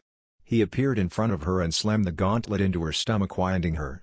She grabbed onto his gauntlet. "Just what are you trying to do?" A wind blast from the back of his gauntlet launched the iron fist forward and propelled her off the roof. She landed back on the pavement with a thud. Her face bleeding and her clothes torn in a few places. Some blood trickled down from the corner of her mouth onto her chin, but she ignored it, opting to glare at him. "You're starting to piss me off." The large brute pulled back his gauntlet. He jumped off the roof and swung down at Yugao. She black-flipped and narrowly avoided the fist, which destroyed a large portion of the street around the impact of the punch. She landed on the roof behind her, clutching her ribs. "A few are broken." "He's got me backed into a corner." In a straight-up fight I can't win with him swinging that gauntlet around, but I can certainly outsmart him." She made the ram sign, still fighting the inevitable. "You pathetic girl." He jumped up with his gauntlet cocked. He swung down and once again she dodged. The building was destroyed. OSD raising fighting spirit. "Is that all you can do? Dodge me," he taunted. "Ha!" she exclaimed as the tag she placed his gauntlet when he broke her ribs exploded. He roared in pain as the gauntlet sparked. He jumped back away from the smoke. "She disabled the mechanisms in my gauntlet," commented as he surveyed the damage.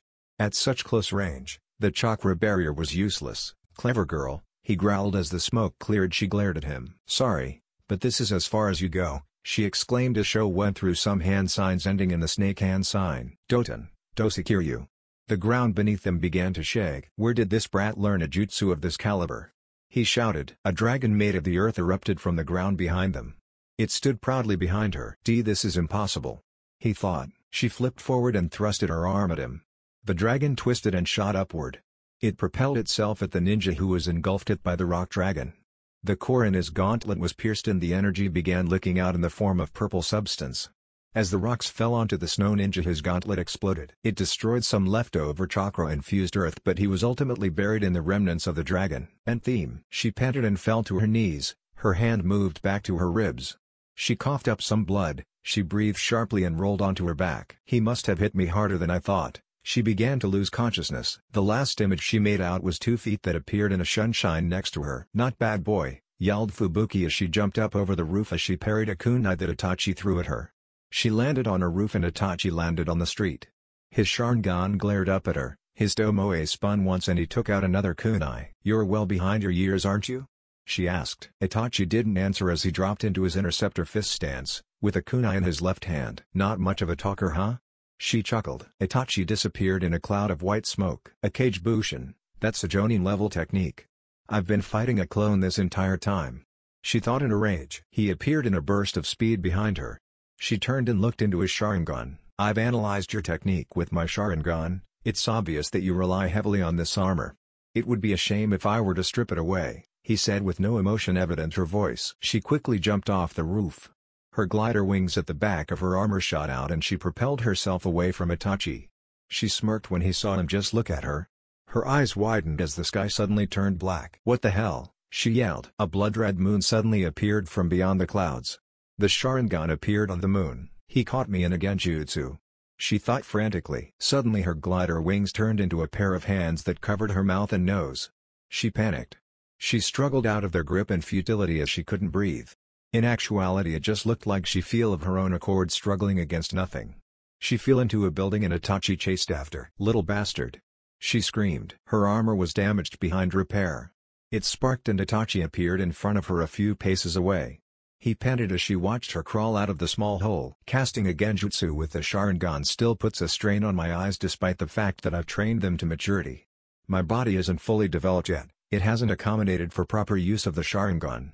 As a result using the Sharingan too much will exacerbate fatigue," he thought as he went through some hand signs. "Only a small amount of chakra left, but it's enough," he finished with the ram sign. "You know, I thought that my sensei and I didn't have anything in common," she glared up at him as she spoke. "But I've realized that we have something in common after all. We both despise people like you who prey on the weak. This realization has helped me discover my nindo, which is to protect those precious to me." She let out a bitter chuckle. "You think I'm the only one of my kind, there will be other ninja," she coughed. "Other scum like me who will do anything to see you die because people like you stand for everything people like me stand for," she laughed bitter. "Kaden, Gokakyu no Jutsu." He blew a stream of fire at her. It engulfed her and her laughing stopped. "Naruto, the rest is up to you." He fell backward unconscious. Dodo sat on his throne glaring at the large doors in front of him. He crushed the wine glass in his hand. "Come for me then boy," he yelled as the doors to throne room splintered open. Dodo's gaze hardened as Naruto appeared in the smoke when it disappeared. "Why are you here?" he asked. Naruto continued walking toward him. Dodo let out a wave of ki at him. Naruto remained unaffected as he glared at Dodo. He continued to walk up to him. He reached the stairs of beneath the throne. Dodo let out another blast of ki. Naruto brushed it off as he cocked his fist and punched Dodo in the side of the face. The daimyo was sent flying into the wall to the right. Naruto turned and glared at him as a strange energy on the floor around his feet spun around him at a fast pace. "I'm here, To kick your ass, he yelled with conviction. Chapter 12. Explosion, Swift Release. Dodo picked himself from the wall and fell down onto his feet on the stone below. "You're no ordinary brat, are you?" he asked. Naruto clenched his gloved fist and the yellow aura around fluctuated wildly for a second then disappeared. "Hyoton, Kokuryu Bufusetsu." Dodo made the ram sign then thrusted his arm to send out a black ether-like dragon, which came hurtling at Naruto. The world around Naruto glowed. "It's like using all senses at once. It's like having eagle vision," thought Naruto as the speed of the dragon coming toward him slowed considerable. He cocked his head to the side and the dragon harmlessly passed behind him. "I knew I recognized you, you're a Namikaze," he chuckled. "That swift release is truly remarkable." Naruto didn't answer, he only narrowed his eyes. "I believe I have something of your ancestor Riku Namikaze." Naruto's eyes widened. "What are you on about, freak?" asked Naruto angrily. Dodo wiped the blood from his lip and pulled a scroll from his gi. He released the blood seal holding in the item. Once the smoke cleared, Dodo held a sheathed sword in his hand. "That's the Orochimaru, the spirit sword. Where did you get that?" shouted Naruto. "Oh, it's been in the vault of the Kazahana clan for generations. Your ancestor founded this country." Naruto's eyes widened. "He originally dubbed this country the Land of Spring," he chuckled. The sword's sheath was black and at the top underneath the hilt guard was a red cloth tied tightly around it. The blade's hilt guard was gold and immensely strong and durable. Dodo then sheathed the sword. The blade is approximately 70 centimeters long and 4 centimeters wide, with the grip measuring about 20 centimeters long. The blade looked extremely light, but it looked incredibly strong. Naruto would never openly admit it, but he was quite intimidated by anything from, or resembled his ancestor. The man was a monster, and if this was his sword, this battle just got much more difficult. The grip of the blade was the Namikaze clan symbol proudly shining. "Try this then, boy." Dodo funneled his chakra through the blade and swung it forward. The blade created a shockwave of chakra. Naruto narrowly ducked underneath it. The energy crippled the palace and a very large portion of the tower was sliced. However, only a few support beams were destroyed, leaving a majority of the palace intact. The damaged stone fell away to the snowy ground below. Naruto looked shocked as he watched the mortar fall away. "You let your guard down, boy." Dodo's voice boomed throughout the throne hall. Naruto turned his head to see Dodo's figure in front of him with the Orochimaru cocked back. Naruto's swift release allowed him to react quick enough to avoid the full brunt of the attack, however it didn't avoid the blade. The blade traveled diagonally from the top of his right eye down to his left cheek. He jumped away and Dodo cackled madly. Naruto gritted a scream back as he held his bleeding face with his gloved hand. "I can feel the sword's power flowing through my veins." Dodo disappeared and reappeared behind Naruto. Naruto turned around and the tyrant delivered a sharp punch to his stomach. He coughed up blood and was sent right into the stairs on the throne. "You're pretty durable, boy. Your swift release does more than increase your reaction time and speed. It forms a protective shield around you, making your body's chemistry stronger," he cackled as Naruto struggled to get himself out of the hole. "It just means that I can enjoy this more." Dodo disappeared and reappeared above Naruto with his sword facing downward. Before he could run, Naruto threw the blonde channeled wind to his feet and kicked off the rubble. The result of the stab shook the palace as more rock from above fell down from the ceiling. Naruto backflipped up the wall and kicked off and went through a series of hand signs. "I need to separate him from that sword," said Naruto as he inhaled. "Kaden, Gokaku no Jutsu," he said as he blew a stream of flames at Dodo. "Now, Futon, Datappa," exclaimed Naruto. He combined Kaden and Futon. "This boy is gifted," observed Dodo as he cut the powerful torrent of flames into small embers. Suddenly a lone shuriken burst through the fire and Naruto went through another series of hand signs. "Shuriken Kage Bunshin no Jutsu." The shuriken multiplied and Dodo was caught off guard. He brought his armored forearms in front of him to block them. Once the onslaught was over, he removed his hands to see a grinning Naruto with his gloved fist cocked back in front of him. "Too slow," he said as he punched Dodo right in the face, sending him back into the pillar behind the throne. Dodo's face was covered in blood as his figure became embedded in the wall. He dropped the sword to the side and in his shocked and bloodied state. "You're going to pay for what you did Koyuki's family in this country," said Naruto as he walked toward Dodo, who began chuckling. "Pay? I can pay whatever you want, such is the way of the world, boy," he coughed. "I can see the hatred in your eyes," he chuckled. "How cynical," said Naruto, stopping in his tracks. "You think you're any different? Look around, Naruto, look at what we've done." Naruto observed the ruined palace with his cerulean orbs. "All in the name of defeating me. We've both destroyed a palace that stood for centuries," he laughed. "You know something, boy, you and I aren't so different," he coughed. "Are you finished?" asked Naruto as Dodo struggled to his feet using the wall for support. "I'll kill you just like I planned to kill the princess," Naruto growled. "You mean Koyuki?" asked Naruto. He snapped.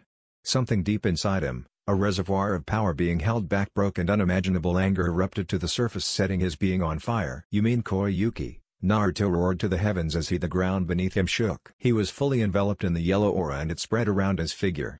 Dodo's eyes widened as his chakra radar on his arm cracked. This child, he thought angrily. Naruto's chakra flared in golden yellow color around him. His hair and clothes waved as his chakra flared. Dodo growled. "You're just a kid," he yelled. Naruto disappeared in a burst of speed. The ground beneath him cracking, he reappeared in front of Dodo and delivered a swift uppercut to his chin.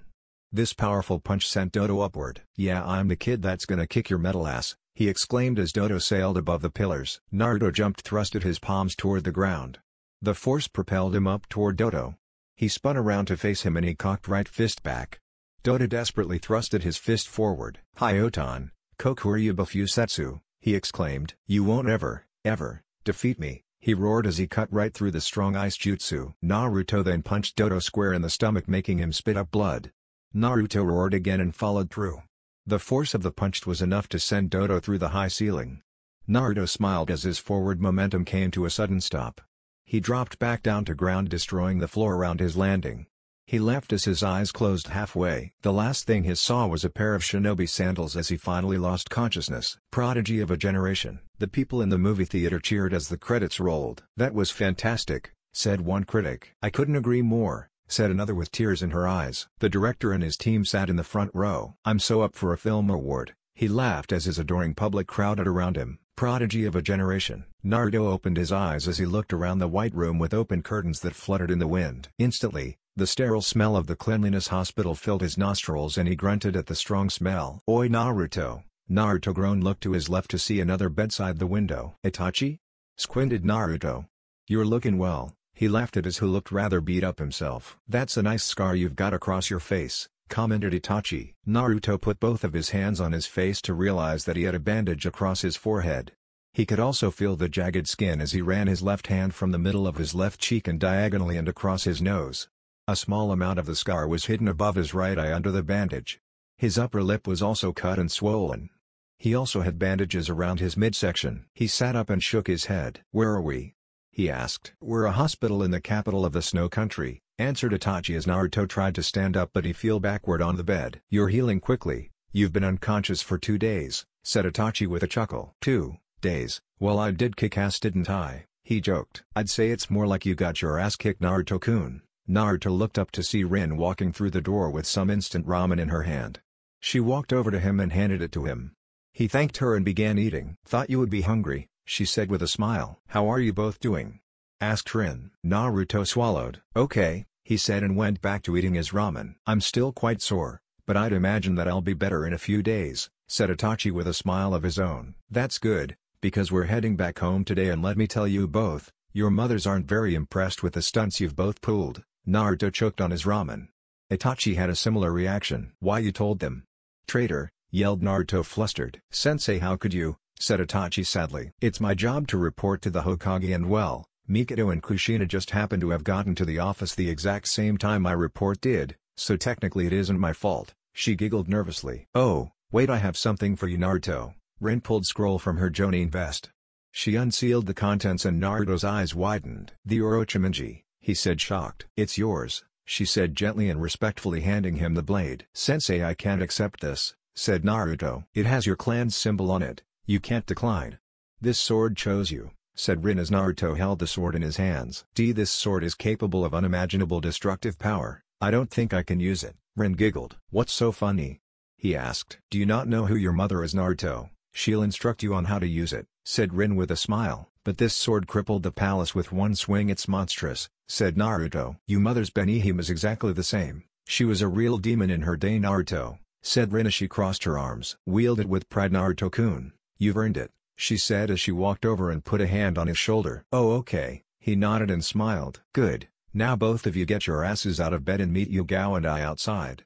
"We're going home," she said as she walked outside. "Oh, and I got you this," said Rin as she unrolled the same scroll and unsealed something else. She threw it at him and he caught it. "Oh, it's a holster," said Naruto before he could reply. Rin had already walked out the door. "Naruto, it was nice knowing you my friend," said Itachi. Naruto chuckled. "Isn't that the sad truth?" he sighed. Prodigy of a generation. Team 7, bandaged and all arrived at the gates of Konohagakure. They all sported their normal clothes except Naruto, who now opted to unzip his jacket to allow the air to get to his wounds. You could visibly see the bandages wrapped around his torso, as well as the bandage around his forehead and the now visible scar across his face. Yugao was in a same predicament. She had a bandage around her hand and around her stomach. However, her attire didn't allow her to show it. Itachi also had bandages around his midsection and around his upper arms. Rin was relatively unscathed, no cuts, bruises or wounds of any kind. Team 7 reporting back from the land of snow, she chirped as all the Genin groaned. Rin giggled and wrapped her arms around the Genin's shoulders. Now don't act so glum, sweeties, she joked, making them all groan. They were about to respond before Naruto and Itachi felt the two large and familiar chakra signatures racing toward them. From their right they looked over and watched as Naruto and Itachi's mothers raced toward them with clouds of dust trailing behind. Itachi-kun, Naruto-chan. Naruto and Itachi grimaced a little when they heard their mother's cries and quickly found themselves pulled them into bone-crushing mama bear hugs by Kushina and Mikado. They began check them over and they were very displeased with what they saw. Both saw the bruises that were beginning to form on their faces. Kushina was especially displeased with the large gash on Naruto's face that would look like it was going to scar permanently. "Oh my Naruto-chan, my precious little baby," cried Kushina as her son blushed red with her planting loving motherly kisses on him. Kushina sighed when she was satisfied, her expression turning to anger. "Naruto Riku Namikaze, what the hell were you thinking, she exclaimed. "The same goes for you, Itachi, overusing your Sharingan, very irresponsible." Both mothers scolded their child. "Well, what do you have to say for yourselves?" asked Kushina as she crossed her arms. Itachi and Naruto sighed softly together. They both looked at each other and then back at their overprotective mothers. And both came to the conclusion that they should do what any honorable ninja would do in this situation. They both sprinted yelling frantically into the village. "You think you can get away from us?" yelled Mikado. "You're only making it worse, Naruto-chan, shouted Kushina as the mothers took after their boys. Yugao and Rin sweat dropped. "Sensei, why are they so weird?" she said. "I don't know, Yugao-chan, I just don't know." She sighed and shook her head. Prodigy of a generation. Itachi and Naruto jumped over a vendor who watched them both sail above him in a comical fashion. He sighed, having his stall safe, until Kushina and Mikado came barreling through and completely destroyed his stand, much to his dismay. "They don't give up," cried Naruto. "When I get my hands on you, Naruto Namikaze," shouted Kushina, hot on her son's tail. "Keep running, Itachi Uchiha, it'll make your punishment all the more sweeter when I catch you," yelled Mikado in a sickly sweet voice. Both boys cried out as they continued to run through the streets. Kakashi and Guy were walking through the street when Naruto and Itachi ran right in front of them. "Yosh! Naruto-kun and Itachi-kun have stepped up their training," cried Guy with a fist clench. "I don't think that's the case," pointed out Kakashi as a pair of angry mothers seconds later zipped past them. "Ha! Like you could ever outrun your Ka-chan, yelled Kushina, determined to catch her eldest. Prodigy of a generation. Team 7 stood with their sensei next to them in front of Minato's desk. Kushina and Mikado stood to the side of his chair with smirks on their faces. Rin smiled, as did Yugao at the completion of their first mission together. Itachi and Naruto both looked miserable as their mothers did catch them, but at the concern of opening their wounds they didn't harm them. But promises of pain were made if they tried anything similar to what they both had done in Snow Country. "Well, don't you all look bright?" said Minato with a small chuckle. Yugao beamed whilst Itachi and Naruto sighed. "Well, if Rin's report was correct, you greatly benefited from the experience and some interesting developments occurred," said Minato with a smile. "Your mission pay has been transferred into your accounts. Naruto, your mother and I would like to speak to you. The rest of you are dismissed. Job well done," he said as the ninja left his office. Naruto stepped forward. He expected scolding words from his father, some angry words perhaps. "Are you all right, son?" he asked. Naruto looked shocked, but when Minato smiled at him he nodded in affirmative. "Yeah, Tosan, I'm all right," he responded. "Good, I understand that your swift release appeared," said his father as he leaned back in his chair.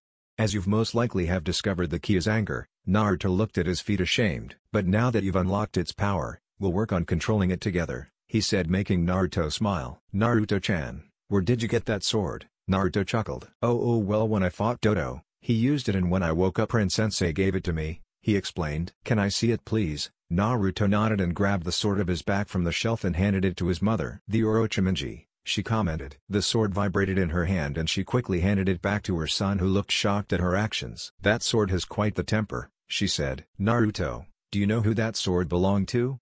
he asked. "Riku Namikaze," Minato nodded at his son. "Well, Sochi, it looks like I'll be instructing you in Kenjutsu," said Kushina with a sweet smile. "Come on, Naruto-chan, let's go home, you need your rest," commented the mother as she ushered her son out. She turned around to Minato and mouthed, "I love you," to which he returned in kind. He watched his wife and son step out of her office and close the door.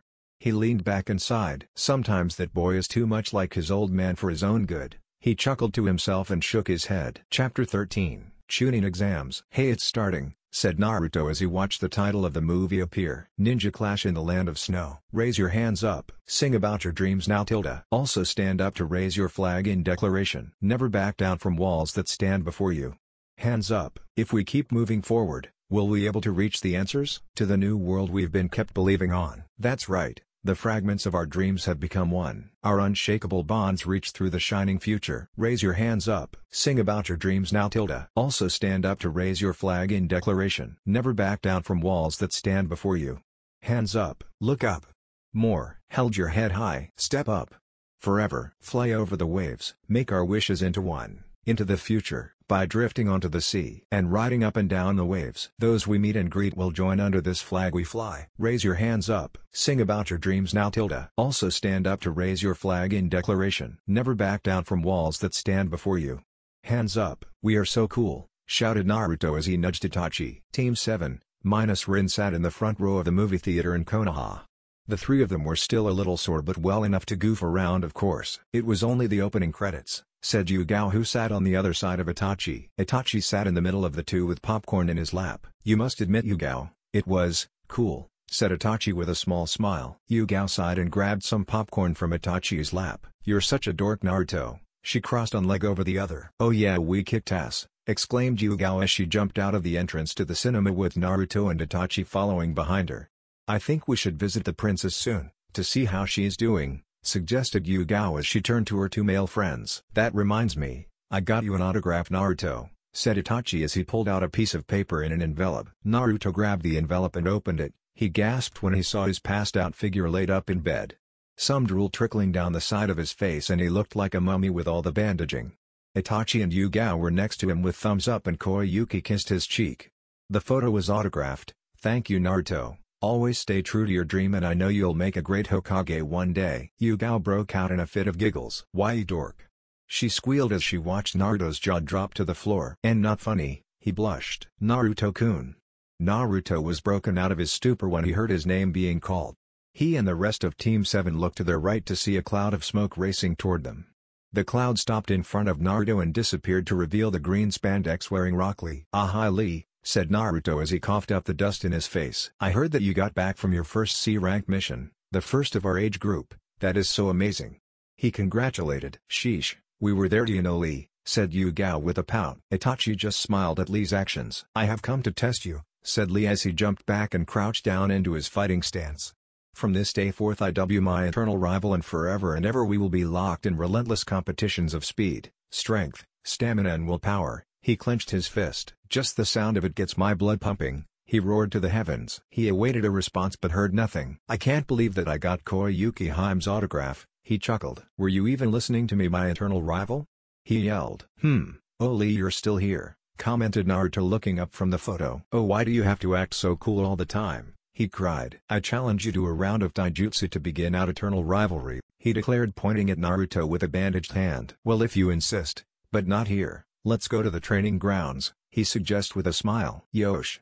I couldn't have picked a better spot myself," he said. "I catch up with you guys later," said Naruto, stuffing the photo in his pocket. "Alright, come on Itachi, I'm hungry." "You're paying," she informed him. To which Itachi shook his head. Lee and Naruto walked off in the direction of the training ground. Hokage office. "Oh, that boy," Jiraiya chuckled. "This isn't funny, Baka."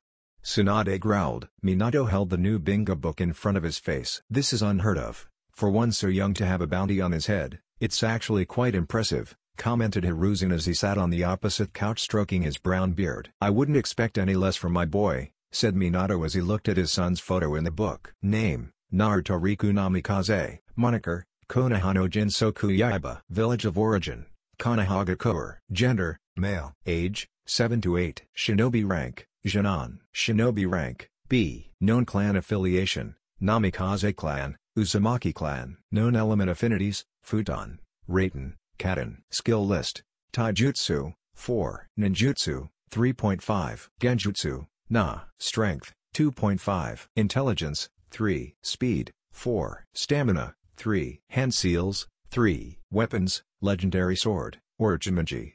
Black sheath with a red cloth around a golden hilt guard, Namikaze clan symbol stamped on hilt. Physical description of target: height, 120 centimeters, weight, 25 kilograms, hair, golden blonde, spiky bangs framing his face. Eye color, dark cerulean blue. Special abilities: Kekkei Genkai, the swift release. Known family: Minato Namikaze, Yondaime Hokage, Kira Senko, Kushina Uzumaki, Benihime, Tsunade Senju, Slug Princess, Jiraiya Namikaze, the Toad Sage. Other information: is known to have killed Dodo Kazana, ex-daimyo of Snow Country after invading the country's capital with only a small team of 4 shinobi. Bounty: 15 million Ryo dead stationed by Iwagakure. Minato couldn't help but smile in pride. "That's my boy," he said as he looked at the photo of his son giving a smirk with his Orochimaru blade firmly strapped to his back. But at the same time he was also concerned for his son's well-being, and now that the other shinobi nations had an excuse to increase his son's notoriety they had jumped at it, which proves that he is in danger. "Naruto will have to get much stronger if he is to face the trails ahead of him," said Hiruzen. "Which is why Rin is his sensei," said Minato.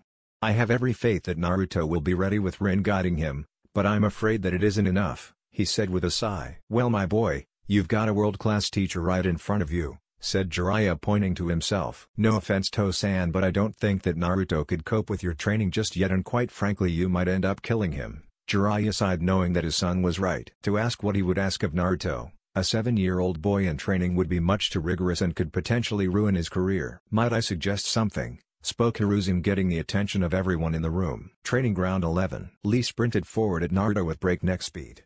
He went to deliver a punch to Naruto's face, but he brushed it to the side and then went to counter in his blind spot. Lee ducked under it and then grabbed Naruto's incoming kick, which made Naruto lose his balance.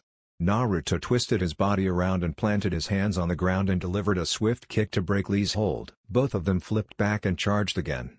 Both of them cocked their hands back and with a battle cry launched strikes at one another. Both hit their mark and blood splatter from their mouths from the separate fists embedded into each other's cheeks. Naruto growled audible and violently pushed Lee's hand away, making him lose balance. Naruto then proceeded to deliver a 1-2 punch combo to Lee's stomach and finished but flipping forward and kicking Lee in the face. Lee skidded back and whipped the blood that trickled down his cheek. "That all you got?" said Naruto, assuming his stance. "Oh. This is getting my blood burning," announced Lee as both boys charged at one another again. This time Lee vaulted Naruto and delivered a backhanded fist to Naruto's face, which sent him back. Naruto recovered and flipped backward. Lee let out a battle cry and charged at Naruto again. Lee pushed Naruto back, forcing him back on the defensive. He blocked the kicks and punches coming his way until he sidestepped one and swiftly grabbed Lee's wrist. Naruto then kicked Lee's leg, forcing him off balance. Naruto then went to deliver a knee to Lee's temple, to which the taijutsu student blocked with his free palm. Naruto then brought his other hand back and proceeded to deliver a chop to the back of Lee's neck. Lee pushed himself back on the grass underneath Naruto's strike and flipped back to a vertical base. Naruto then went on the offensive. He jumped up into the air and brought his right leg up vertical to his body in the axe kick position. Lee jumped back, but it was only a ploy as Naruto disappeared in a burst of speed. Lee's eyes widened as Naruto appeared behind him. Lee turned around and Naruto delivered a crushing gloved punch to Lee's cheek, knocking him back along the grass. Lee struggled to get back to his feet as he and Naruto panted in exhaustion. "Well, would you look at that," said Kakashi as he stood decked out in his Anbu gear. He smiled at Naruto as he watched his spar with Lee. "Sort of reminds you us, doesn't it?" asked Kakashi, turning to his right to see Guy with tears in his eyes. "I'm so proud of them both." He wiped the tears from his eyes. "Kakashi, we have." "Oh, would you look at the time," said Kakashi hastily as he shushined out of the area. "Not bad, Lee, but if you want to keep score it's 1-0 my way," said Naruto as he helped his friend up. The pair of them were dirty and blood trickled down Lee's chin. He chuckled as he stood on his feet. "That was magnificent, Naruto-kun. You have given me a lot to think about. I'll train even harder and next time I'll beat you," he said with unbridled determination. "Okay Lee, it's a deal," said Naruto as Lee sped off. Naruto opened the door to the Namikaze compound as he stepped into his home. He discarded his sandals and made his way into the living room. "Hi Karen," said Naruto with a smile. "Oh," she said, startled, but when Naruto plopped himself down on the couch next to her she couldn't help but smile. She had to admit, he was growing on her. "I heard your mission went well," she said with a smile. "Yeah, it did, but getting in the bingo book isn't something I planned on," he said with a sheepish rub to the back of his head. "What's your nickname?" she asked. "It's Konoha no Jinsoku Yaiba, Konoha's Swift Blade," he said with a chuckle. "Hey, that's cool," she said. "Think so?" Naruto blushed in embarrassment. "I mean, it's not like I chose it, but, you know." He trailed off. "You're such a dork," she said. Maybe Yugao was right, I am a dork, he thought with a sweat drop. 3 years later. Age of Team 7, 10. Team 7 sat atop a roof on a swing chair. Rin stood in front of them with a smile on her face. Her team of Jinon had gone on countless missions after the Doubleday rank mission in the Land of Snow. The three of them had. "Well, you three, I think it's the time now where I let you go off into the big wide world," said Rin jokingly. "What are you talking about, sensei?" asked Naruto as he looked up from his seal notebook. Naruto had grown a few inches taller and his hair longer till his bangs touched his chin. He still looked rather girly, which Kushina informed him was the curse that all Namikaze men are subjected to. But she showed him a picture of his father when he was 10, he was an exact carbon copy.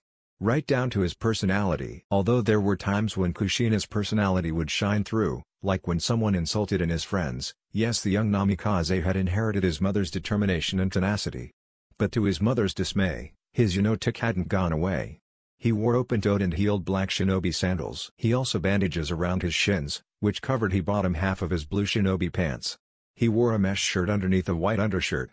The first Hokage's necklace shone brightly in between the open zipper of his white jacket, which sported a large Namikaze clan symbol on the back. His temperamental Orochimaru sheath on his back. The black sheath cut across his chest and around to his back. He also had a kunai holster wrapped around his right leg over more bandage. The Sundaime Hokage's black gloves clung tightly to his hands and his black-clothed hidden leaf hitate strapped in a tight knot around his forehead. The cut on his face had scared over, however there was still a visible jagged line across from the top of his right eye to his left cheek. It added some age to his girlish looks, but it didn't really absolve him of them. Well, of course the past 3 years had a purpose. "Come on kiddo, when do I do anything without a motive?" she asked, which made him shrug. Rin wore the same outfit she did 3 years ago, except her silky brown hair had grown down to touch the top of her shoulder blades. "I thought it was because you loved us, sensei," joked Yugao. Yugao had grown in her own right. Her light purple hair had also grown a little. She used a hairpin to hold it out of her face on the right side of her forehead. She 3/4 black pants with open-toed shinobi sandals, her toenails were also painted purple. She sported a top that was blue along her upper body but blue over her lower. She also wore a purple bracelet around her right wrist and over her left leg she wore a kunai holster. Her forehead protector was strapped around her left arm. Itachi remained silent, however he had a small smile on his face due to his teammates' antics. He wore a brown top that sported a large Uchiha symbol on the back. He wore black pants with bandages around his shins. He also wore black shinobi sandals and a kunai holster on his right leg.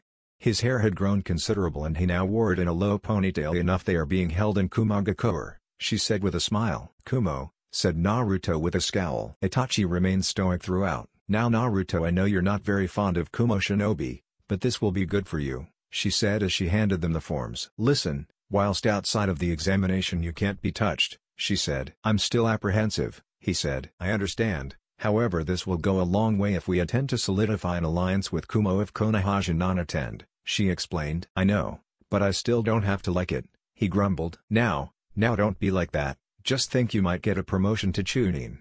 "I'm sure you'll all get it if you show what we've all been working on together," she said with a knowingly look. They all nodded. "Hokage office." "No, absolute not, I will not send my baby to that place," shouted Kushina. Only her and Minato stood in the room together. "Yes, I know our past with Kumogakure is shaky at best, but if we are to ever move forward and break the cycle of hatred, we must be cordial with them," said Minato with a sigh. "But what if they try to hurt him?" she said. "Kushina," Minato stood up and walked over to her. He placed his hands on her shoulders and gave her a smile. "Even A doesn't want to start a war, not so close to the one that we only just had. We've both suffered losses and he and I both know what must be done in order to achieve peace. Come on, you can't hold a grudge forever against them," he chuckled. "Have some faith in our boy, he'll surpass our expectations like he always does." He smiled and then gave her a kiss on the forehead. That's the end guys, if you enjoyed then make sure to leave a comment. This is Chaos Shinobi signing off.